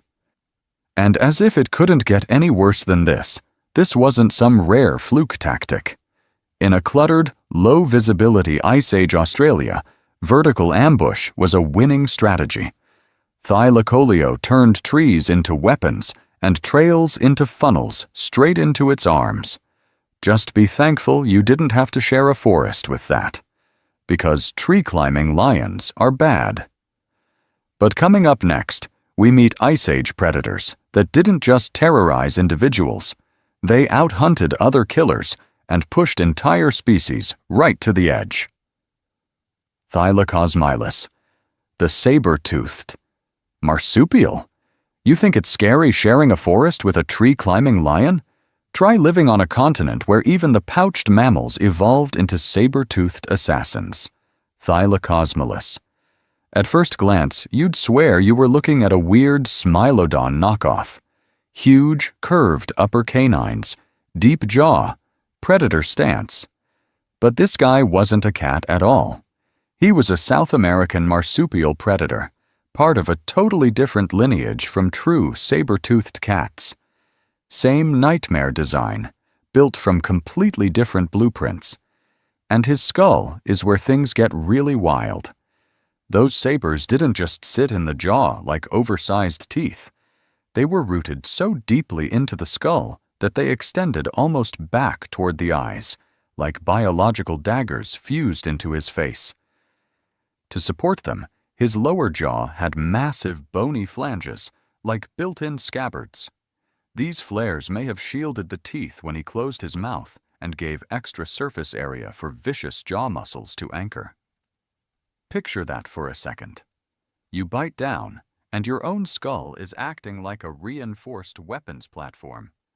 Oh boy, this is convergent evolution in full, you've got to be kidding me mode. In North America, you had Smilodon and its saber-toothed cousins. In Africa and Eurasia, older saber-toothed lineages came and went. In South America, totally separate marsupials independently evolved the same deadly long-fang setup. Different families, different continents, same end result. A specialist built to punch through thick skin and armor like it was wet paper. Why did evolution keep rolling the dice and landing on saber-toothed monster? Because it worked. If your world is full of giant ground sloths, armored glyptodonts, and rhino-sized herbivores, the usual grab-and-shake bite isn't efficient. You need a precision tool, a throat opener, a belly ripper. Thylacosmilus almost certainly wasn't chasing prey over long distances. With a skull that specialized, he was built for ambush. Think about a big cat hiding in brush, then crank the fang drama up to 11. He likely targeted soft spots, the throat, the belly, maybe the armpit region of megafauna where big blood vessels run close to the surface. One explosive pounce, forelimbs to hold the victim. Then those sabers drive in, not to crush bone, but to slice and puncture deep enough that the prey bleeds out fast. You wouldn't want to come across that in tall grass. Luckily for us, he's long extinct, because your poor ancestors already had enough problems with regular cats and crocodiles. Thylacosmilus proves the Ice Age world didn't just give us one saber-toothed terror and call it a day. It spawned multiple versions, across continents, all fine-tuned to turn megafauna into open veins. And as if it couldn't get any worse than this, some of the most dangerous Ice Age killers didn't just compete with other predators. They muscled them off kills and hijacked entire ecosystems. That's where we're headed next. Convergent nightmares. Why saber-teeth? Kept evolving. You think it's scary to bump into one saber-toothed monster in the fossil record. Try realizing nature built the same nightmare twice, with totally different parts. Smilodon first, the classic saber-toothed tiger, even though he wasn't a tiger at all. Heavy bulldog body, thick neck, front legs like a powerlifter. His skull is broad and deep, with those famous upper canines stretching 7 to 8 inches, and a jaw that could swing open to almost 120 degrees. He looked like a wrestler that stapled 2 steak knives to his face. Now Thylacosmilus. Different continent, different era, different lineage. This guy was a marsupial from South America, closer to a kangaroo on the family tree than to any cat. Yet his skull? Same horror movie. Enormous saber teeth, so long they grew continuously and were protected by bony flanges on the lower jaw. He could crank his mouth wide open too, turning his whole head into a biological guillotine. You wouldn't want to come across either of them on a bad day. Same basic weapon. Totally different blueprints. That's convergent evolution, when life keeps reinventing the same deadly solution because it just works. But saber-teeth weren't some all-purpose can opener. They were a high-risk, high-reward strategy. Those long blades were surprisingly fragile if you hit bone the wrong way. One bad angle, one struggling prey animal jerking at the wrong moment, and snap. Game over. So these predators evolved thick necks, powerful forelimbs, and careful attack styles. They'd wrestle giant, slow herbivores down, pin them, then drive those canines with surgical precision into soft spots like the throat, jugular, or belly. No messy chewing, just a quick arterial shutdown. Fossil kill sites back this up. Bite marks on giant ground sloths, young mammoths, and other megafauna line up with soft tissue targets, not random crunching. It's like finding the calling card of an assassin, not a brawler. Repeatedly, across the Ice Age and even before it, ecosystems rewarded predators that could end a 2-ton herbivore in seconds instead of minutes. The catch? When you're that specialized, the world has to cooperate. Saber-toothed predators were tuned for a planet full of oversized, relatively slow walking buffets. Once climate change, shifting vegetation, and eventually human hunting started knocking out those giant herbivores, the whole house of cards collapsed. Just be thankful you didn't have to watch Smilodon realize the menu had suddenly switched to nimble deer and clever apes with spears. Luckily for us, that specialization made many of them some of the first big carnivores to vanish, victims of their own extreme design. But not all Ice Age killers were specialists. Some were brutal generalists that would eat anything from mammoths to us if it meant surviving one more winter. And as if it couldn't get any worse than this, one of them didn't just steal kills. He could bully almost every other predator off the landscape. Homotherium. That bully was this guy, a saber-toothed cat that didn't play by saber-tooth rules. You think it's scary running into a lone lion on the savannah? Just be thankful you didn't step out onto an Ice Age plain and see a whole squad of these things jogging toward you. Homotherium wasn't built like the classic Smilodon you see on t-shirts. Instead of crazy, long, fragile fangs, it had shorter, scimitar-shaped sabers. Thick, serrated blades built for slicing, not snapping. Its forequarters were high and powerful, the back sloped down, and the legs were long and surprisingly slim. This wasn't a stocky ambush cat. This was an endurance hunter. Picture a cheetah that traded in top speed for stamina and then asked for knives for teeth. He was savage. Fossils of Homotherium turn up almost everywhere. Europe, Asia, Africa, and both North and South America. For a supposedly specialized saber-tooth, it might be one of the most successful big cats that ever lived. While other predators were regional bullies, this thing was running a global franchise of fear for over 1 million years. If you were a large herbivore in the late Pleistocene, odds were good that at some point in your life you were on Homotherium's menu. And it didn't always hunt alone. At certain fossil sites, scientists have found multiple Homotherium skeletons mixed with piles of young mammoths and other megafauna. The ages of the bones line up like a crime pattern. Lots of juveniles, repeatedly taken in the same place. That screams coordinated hunting. Imagine a mammoth nursery on a windswept steppe. The adults form a defensive ring. Then, out of the snow haze, a pack of Homotherium appears, not sprinting, but loping. They harass the edges, darting in and out, forcing the herd to shift, to panic, to run. These cats weren't trying to wrestle a full-grown mammoth to the ground in one go. They were distance runners, bleeding and exhausting their prey, waiting for that one young, separated calf whose legs start to wobble. That's when the scimitars went to work, not hacking randomly, but going straight for arteries, the windpipe, the soft spots behind the jaw. Quick cuts, catastrophic blood loss, game over. So what does that make Homotherium? Think of a wolf pack, but each wolf is a saber-toothed cat, social, fast, and armed with built-in scalpels. You wouldn't want to come across that in the dark, or in broad daylight, or honestly, ever.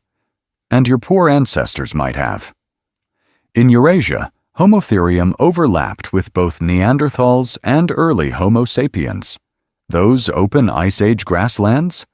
They were shared hunting territories where two intelligent predators, one with stone blades, one with bone blades, were chasing the same herds.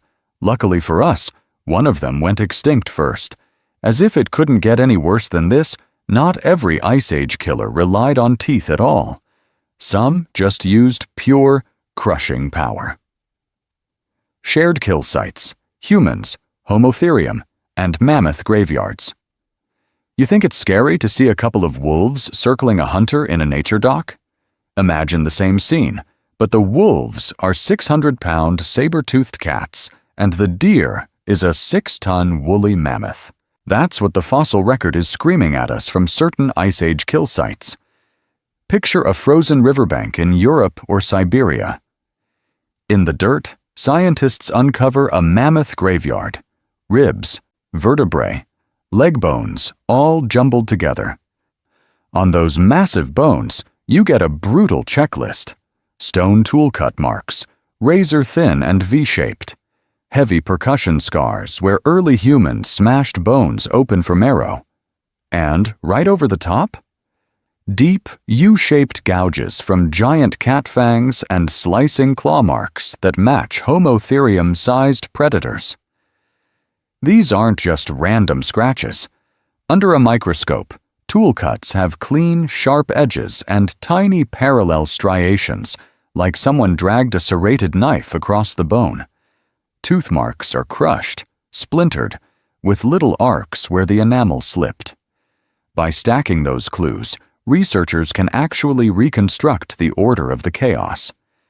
Sometimes the tools hit fresh bone first, then the big cat teeth arrive later, chewing through already butchered limbs.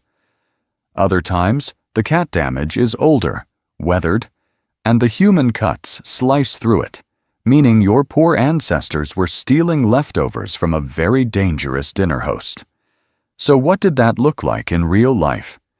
Imagine a Homotherium pack bringing down a young mammoth, driving it into a pit or against broken ice.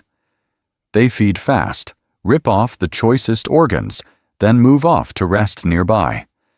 A small human group has been watching from a safe distance, spears ready, hearts pounding.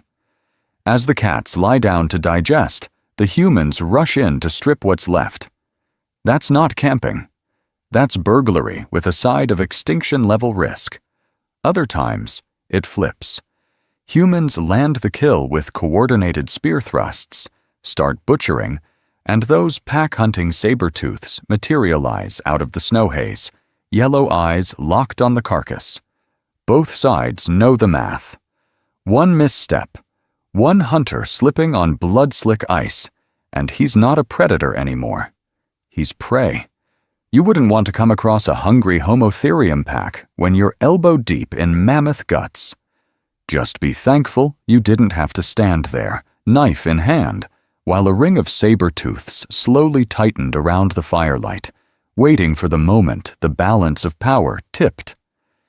Because as bad as that sounds, as if it couldn't get any worse than this, those vicious, pack-hunting saber-tooths weren't even the worst thing roaming the Ice Age.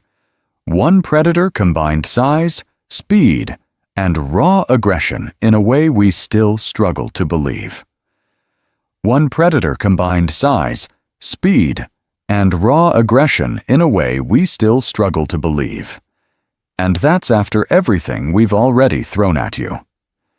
Let's just check in for a second, because your brain's probably doing that thing where it quietly packs a suitcase and tries to leave. So far, our Ice Age Rogues' gallery has been stacked. You've met saber-toothed cats with 8-inch knives for teeth, literally built to slide between vertebrae and pop jugulars like bubble wrap. You've stared down giant hyenas, bone-cracking monsters with one of the strongest bites any mammalian carnivore ever had, turning megafauna skeletons into splinters just to get at the marrow. You think it's scary dealing with a spotted hyena today? That thing is the emotional support version of Pachecracuta. We've already had the short-faced bear, Arctodus, the largest bear in North America at the time, rearing up over 11 feet tall and moving as fast as a racehorse. Your poor ancestors weren't just running from a bear, they were being chased by a furry freight train that didn't believe in speed limits. Then we dropped you into bird world. Terror birds like Titanus, 8 feet of rage on stilts, probably the fastest land bird predator around, swinging a hatchet beak that could crush bone in a single, well-placed strike. That's not a peck. That's a tactical airstrike. And as if that wasn't enough, we threw in killer eagles big enough to carry off children, marsupial lions with slicing thumb claws and jaws built like bolt cutters, and scimitar-toothed cats hunting in packs, turning the Ice Age plains into a coordinated murder festival. Every single one of these things sounds like it should be the final boss, right? Oh boy, as if it couldn't get any worse than this. It does. If you're already thinking, there can't be anything more deadly than that, That's exactly where the Ice Age likes to prove you wrong. Because the predators we have left don't just do one thing well. They start stacking traits: size plus speed, intelligence plus teamwork, armor plus insane weaponry. Imagine something with the bulk of Arctidus, the sprint of a terror bird, and the pack tactics of those scimitar-toothed killers. You wouldn't want to come across that in broad daylight, let alone in a blizzard. Luckily for us, these last monsters are extinct. But for early humans, these weren't legends. They were neighbors. And there's evidence that one upcoming predator was so dominant that people had to completely rewrite the survival playbook just to share a continent with him. New tools, new tactics, new rules about when you left camp and where you dared to hunt. So if you think we've already hit peak Ice Age nightmare, stay with us. The real apexes are still waiting in the dark, and the next one might be the reason your ancestors started getting clever, or died trying. Panthera atrox, the American lion. You think it's scary camping where there might be a mountain lion in the bushes? Your poor ancestors had a cat that made African lions look like house pets with anger issues. Panthera atrox. This was the American lion, and he wasn't just a little bigger. We're talking up to 25% larger than modern African lions.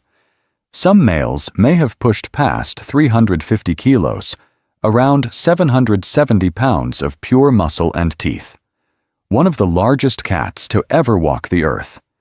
Imagine a modern lion pride, then hit the zoom button until each one looks like it's been training with powerlifters and eating bison steaks for breakfast. Now drop that monster onto Ice Age North America's open plains. This wasn't a jungle stalker hiding in thick brush. Panthera atrox ruled grasslands and steppe, huge open spaces broken by low shrubs, riverbanks, and the occasional stand of trees. Out there, you couldn't see him until it was already too late.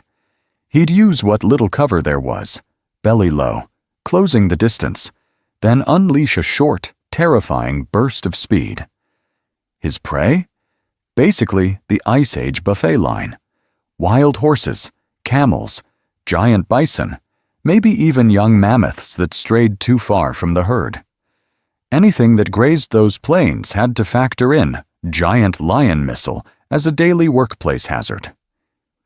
You wouldn't want to come across this thing if you were a horse, and you really wouldn't want to come across it if you were a human with nothing but a spear and a bad sense of timing. Because yes, we overlapped.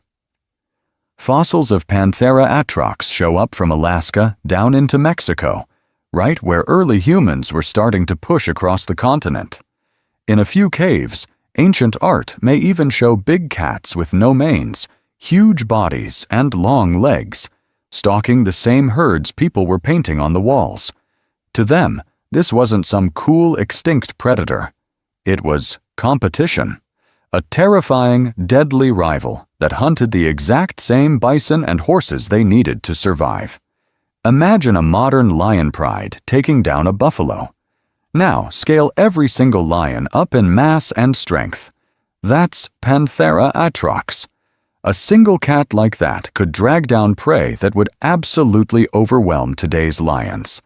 He was savage, built to hit hard, clamp down, and ride 2,000 pounds of panicking meat into the dirt. And as if it couldn't get any worse than this, humans weren't just dealing with one apex. Sharing the continent with Arctidus, dire wolves, and Panthera atrox turned Ice Age North America into a full-blown predator arms race, with you stuck in the middle, holding stone tools and bad odds. Luckily for us, we got smarter fast, because the next killers on this list show what happened when the arms race went global. Face to face, early humans and the American lion. So picture this. You think it's scary to bump into a mountain lion on a hiking trail today? Your poor ancestors were following a blood trail across a frozen prairie, and something much bigger was following them. A hunting party has just nailed a bison with stone-tipped spears. It's wounded, crashing through snow, leaving a red highway behind. The humans are tracking it, hearts pounding, already tasting the meat in their heads. Then they see it. Not the bison. The tracks beside the tracks. Paws the size of dinner plates, each print deeper than a human heel, pacing their trail like a shadow with claws. Panthera atrox. The American lion, one of the largest cats that ever lived, is ghosting the same wounded prey. He's not sprinting. He doesn't have to. He's testing the competition. Are these strange, two-legged things dangerous, or just future leftovers? You wouldn't want to come across this guy when you're already tired, already bleeding, and holding nothing but a spear that suddenly feels way too short. Out here, survival wasn't just about the kill. It was about keeping it. Fire became a force field, a ring of flickering light, smoke, and sparks that turned a deadly, confident predator into a cautious silhouette just beyond the glow. As long as the flames were high, the lion thought twice about charging a noisy, spear-waving crowd. Let that fire die? Oh boy, group size was a weapon too. A lone hunter was prey. 10 hunters yelling, throwing stones, brandishing spears and atlatls.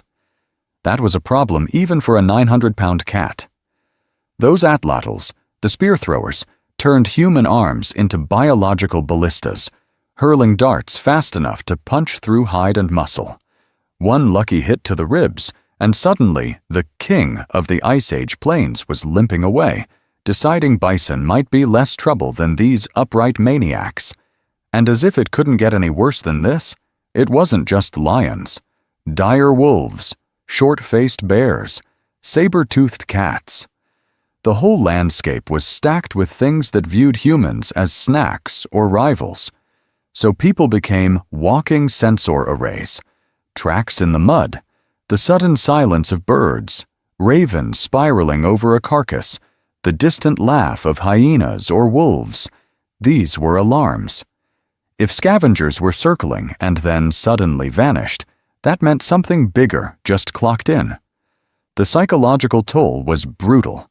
Imagine stepping one pace beyond the firelight at night, needing to pee, and knowing that somewhere out there, invisible in the dark, is a cat heavier than any lion alive today, with jaws built to clamp around the spine of a bison. Every rustle, every snap of a twig, every flash of eyeshine could be your last half-second of warning. Just be thankful you didn't have to grow up in a world where a bad dream could literally eat you. Luckily for us, even the American lion might have thought twice about challenging the next animal on this list. An Ice Age killer so dominant, he may have reshaped entire ecosystems, turning whole continents into his personal hunting ground. But before we meet that Ice Age killer, we need to talk about the walking buffets that made monsters possible. Steppe mammoth. You think it's scary to run into an elephant today? These were elephants on hard mode. Ancestors of the woolly mammoth, standing up to 4.5 meters, about 15 feet at the shoulder, and pushing 10 tons. That's like parking a loaded school bus on 4 legs and giving it spears for teeth. A moving fortress of meat, fat, and bone. In the frozen grasslands of Eurasia, that fortress was the jackpot. One steppe mammoth on the ground didn't just feed a single predator. It fed the entire neighborhood. We're talking saber-toothed cats carving off slabs, giant hyenas cracking bones, wolves and early dogs hanging around the edges, and bears muscling in like the world's angriest bouncers. One carcass could keep an entire predator guild going for days, even weeks, especially in winter when every calorie was life or death. Paleontologists have actually found the crime scenes, fossil kill sites where the same mammoth skeleton is chewed up by half the cast of Ice Age. Different bite marks, different jaw shapes, stacked right on top of each other. A saber-tooth leaves deep, clean punctures. Hyenas leave crushed, splintered shafts. Wolves score the ends. You can literally read the feeding order in the bones, like a very deadly guest list. And it was not polite. Picture it. A 10-ton corpse half buried in snow, steam still rising, and a vicious queue of scavengers circling. Some waited, some didn't. There are ribs with bite marks from multiple species in the exact same spot, meaning they were fighting over the same mouthful. You wouldn't want to come across that mess in the dark. Your poor ancestors sometimes did, because humans weren't just avoiding mammoths, they were aiming at them. Early hunters looked at that walking food truck and said, "Yeah, we're taking that." They used coordinated drives into bogs and pits, ringed fires, and storms of stone-tipped spears and later projectile weapons. Insanely dangerous, but if you dropped one, your whole band ate. You had fat for lamps, bones for tools, hides for shelters. One successful hunt could mean the difference between surviving the winter or becoming someone else's snack. Archaeologists have found mammoth sites littered with human tools, cut marks on bones layered under the tooth marks of hyenas and bears. First, we killed it. Then, they tried to steal it. As if it couldn't get any worse than this, sometimes the predators came in while people were still butchering. You think a food fight is bad? Try having a short-faced bear argue with you over the drumstick. Luckily for us, there was something even higher on the food chain. A predator so powerful it could walk up to a mammoth carcass, stare down cats, hyenas, bears, wolves, and even armed humans. And everyone else backed away. That's the real Ice Age apex we're heading toward. Arctodus.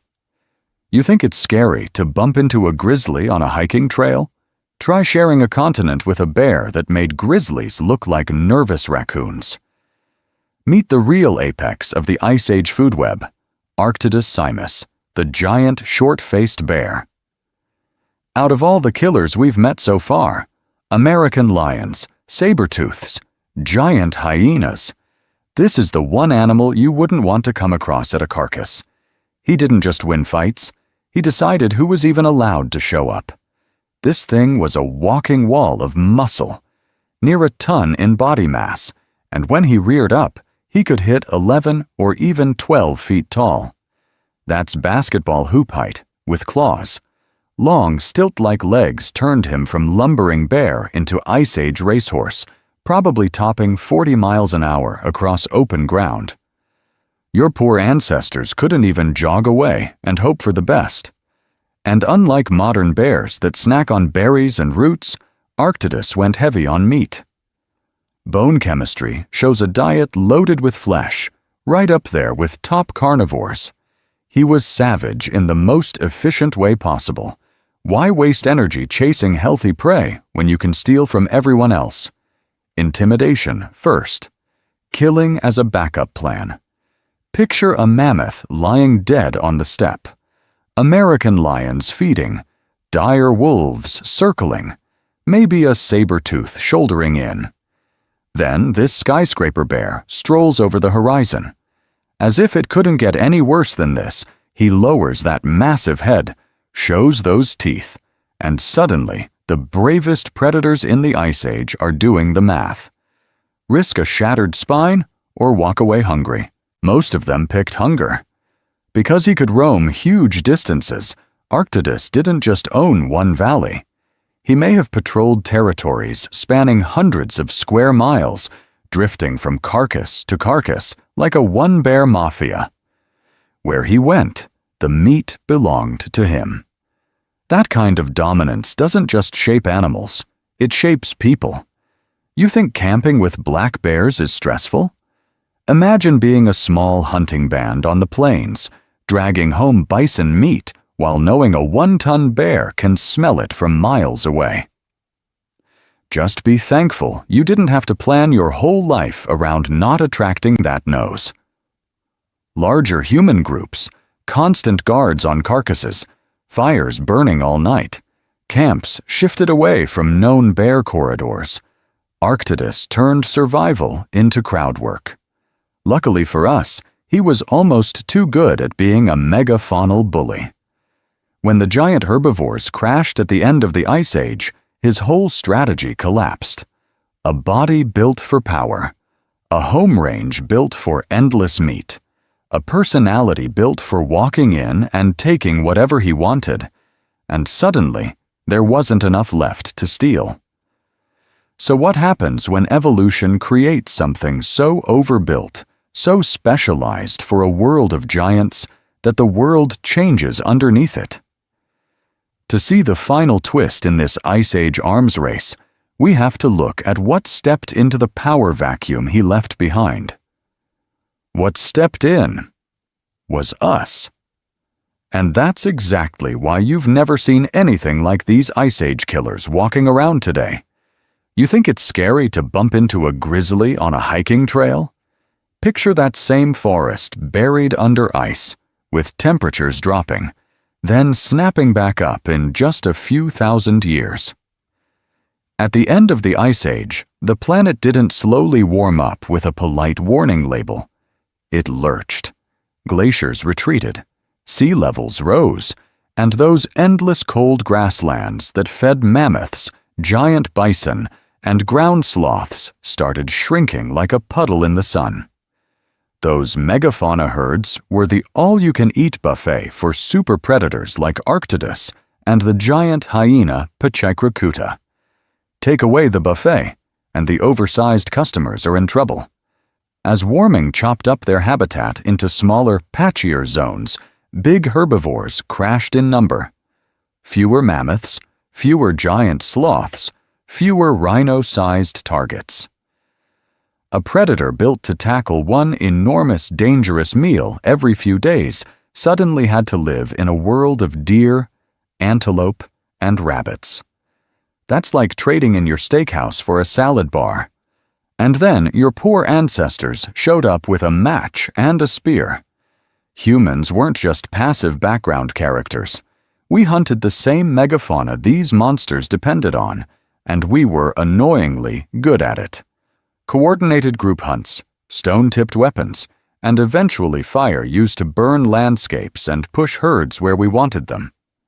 Just be thankful you didn't have to sprint between a charging mammoth and a short-faced bear trying to steal the kill. Every mammoth we brought down was one more missing paycheck for the giants that needed huge prey to keep those massive bodies running. A wolf can survive on rabbits and scavenging. A 2,000-pound, bone-crushing hyena? Not so much. The more we burned, chased, and carved up the landscape, the more those hyper-specialized predators found themselves with empty plates. That's the real twist. Modern ecosystems reward the scrappy middleweights. Wolves, cougars, brown bears. They're smaller, more flexible, happy to switch from elk to fish to garbage if they have to. They're dangerous, but they're not locked into one or two mega-sized prey species.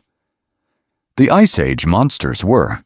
They were like pro athletes trained for exactly one sport, and the stadium vanished.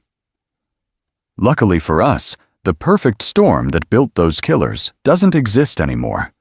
No endless cold steppes packed with giant herbivores, no global conveyor belt of megafauna meat. So while we still have big predators, none of them combine the ridiculous scale, the saber-length weaponry, and the ecological dominance of the top Ice Age hunters. In terms of size, behavior, and niche, we really have never found anything like them in the modern world. But if the giants are gone, what took their throne? To see who rules the food chain now, and how close any living animal comes to those extinct nightmares, we have to look at the apex predators we still share the planet with. You think it's scary to hike where there are grizzlies and wolves today? That's cute. Now imagine we bring one of those Ice Age nightmares back. On purpose. Let's say a lab actually resurrects Arctidus, the short-faced bear. Not in the wild, just inside a secure reserve the size of a small national park. This thing stands over 11 feet on its hind legs, weighs more than a car, and can run like a racehorse.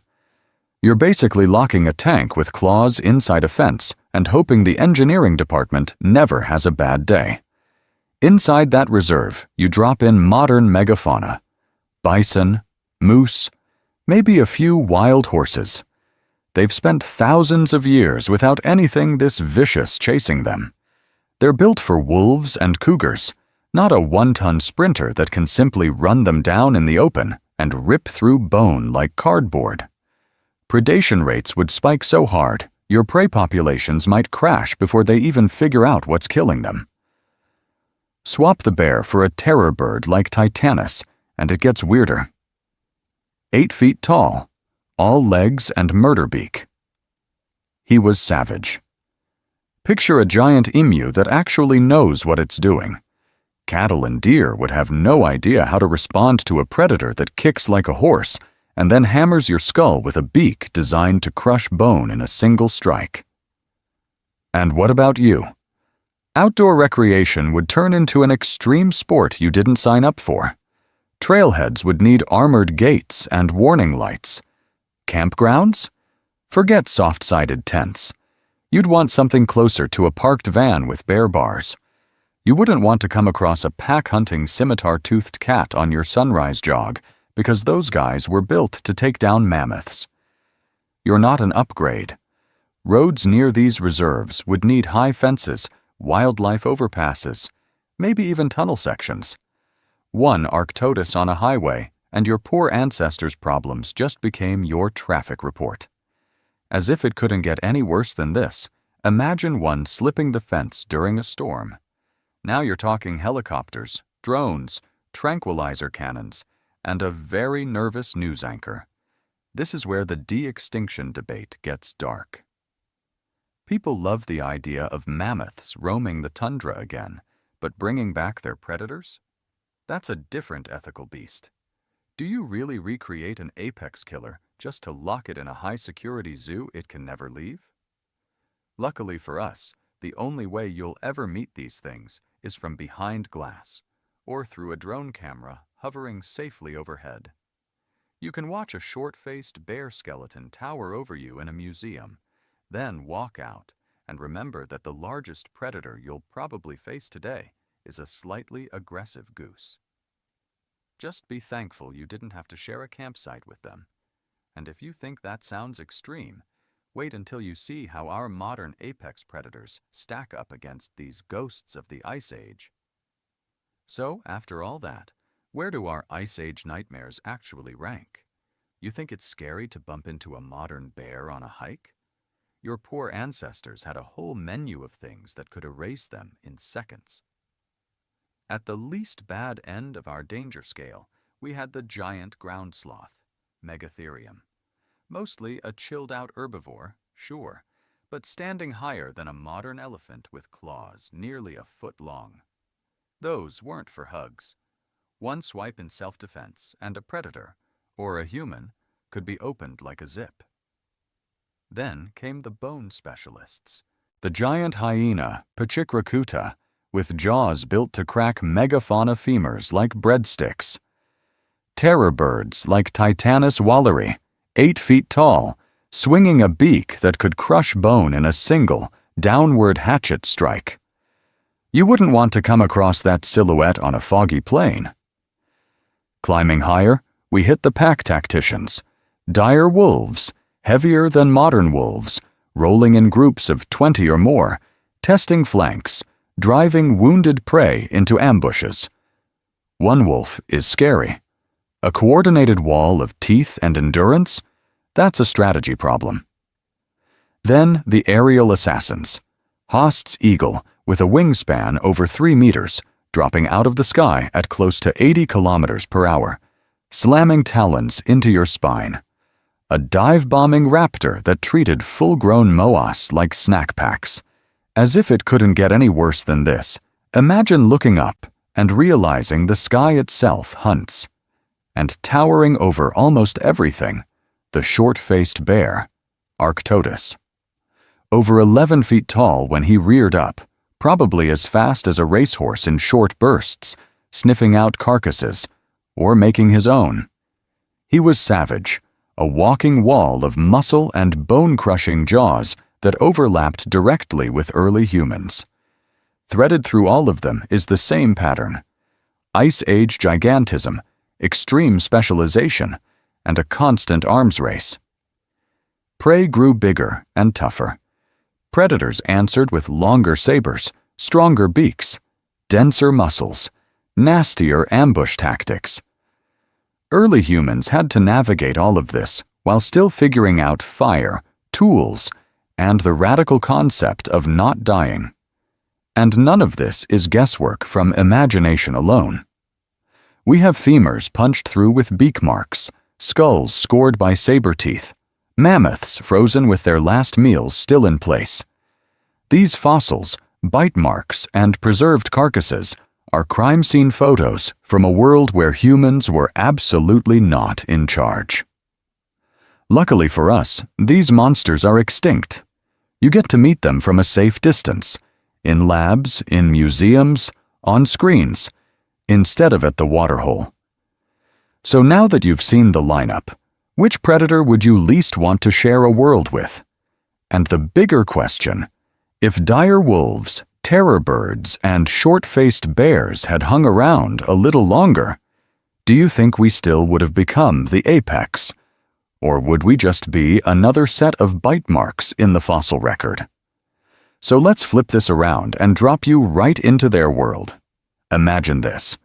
You wake up tomorrow, no weapons, no gear, just whatever you're wearing right now, and you're teleported into a random Ice Age landscape for 24 hours. Could be North America with a short-faced bear, could be South America with a terror bird, could be Siberia with hungry packs of giant hyenas. You think it's scary to hike where there might be a single modern wolf? Oh boy. Tell me in the comments, which predator would you be most terrified to bump into and why? Is it Arctidus, towering over you like a moving wall of fur and teeth? A Smilodon, staring you down with those 8-inch canines? Or some nightmare you wouldn't want to come across in the dark at all, like a Deinosuchus waiting under an Ice Age river? Paint the scene. Where are you? What do you hear? What's your last thought before you become prehistoric prey? And then there's the big argument we always end up in with these extinct monsters. Do you think your poor ancestors actually wiped most of them out? Or were these species already doomed by climate swings and melting ice sheets? Drop your verdict. Team human overkill, or Team nature did it first. Back it up with your favorite example, whether it's mammoths vanishing right after humans show up, or predators hanging on in isolated pockets until the environment pulled the plug. Here's another one for you. If we could safely bring back just one Ice Age species and keep it behind glass, which one are you voting for? A living megatherium lumbering around a giant enclosure, showing off those 1-foot claws? A dire wolf pack, howling in a massive biodome? A saber-toothed cat pacing inches from the glass, reminding you that he was savage even when fed?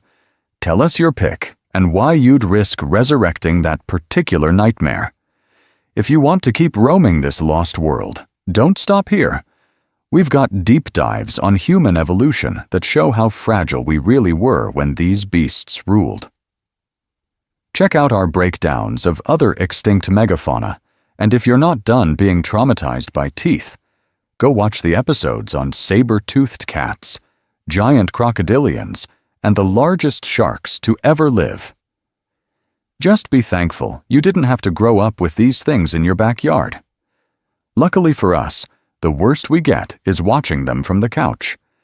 We've never found anything like these Ice Age monsters alive today. And after seeing what they could do, maybe that's the only reason we're still here.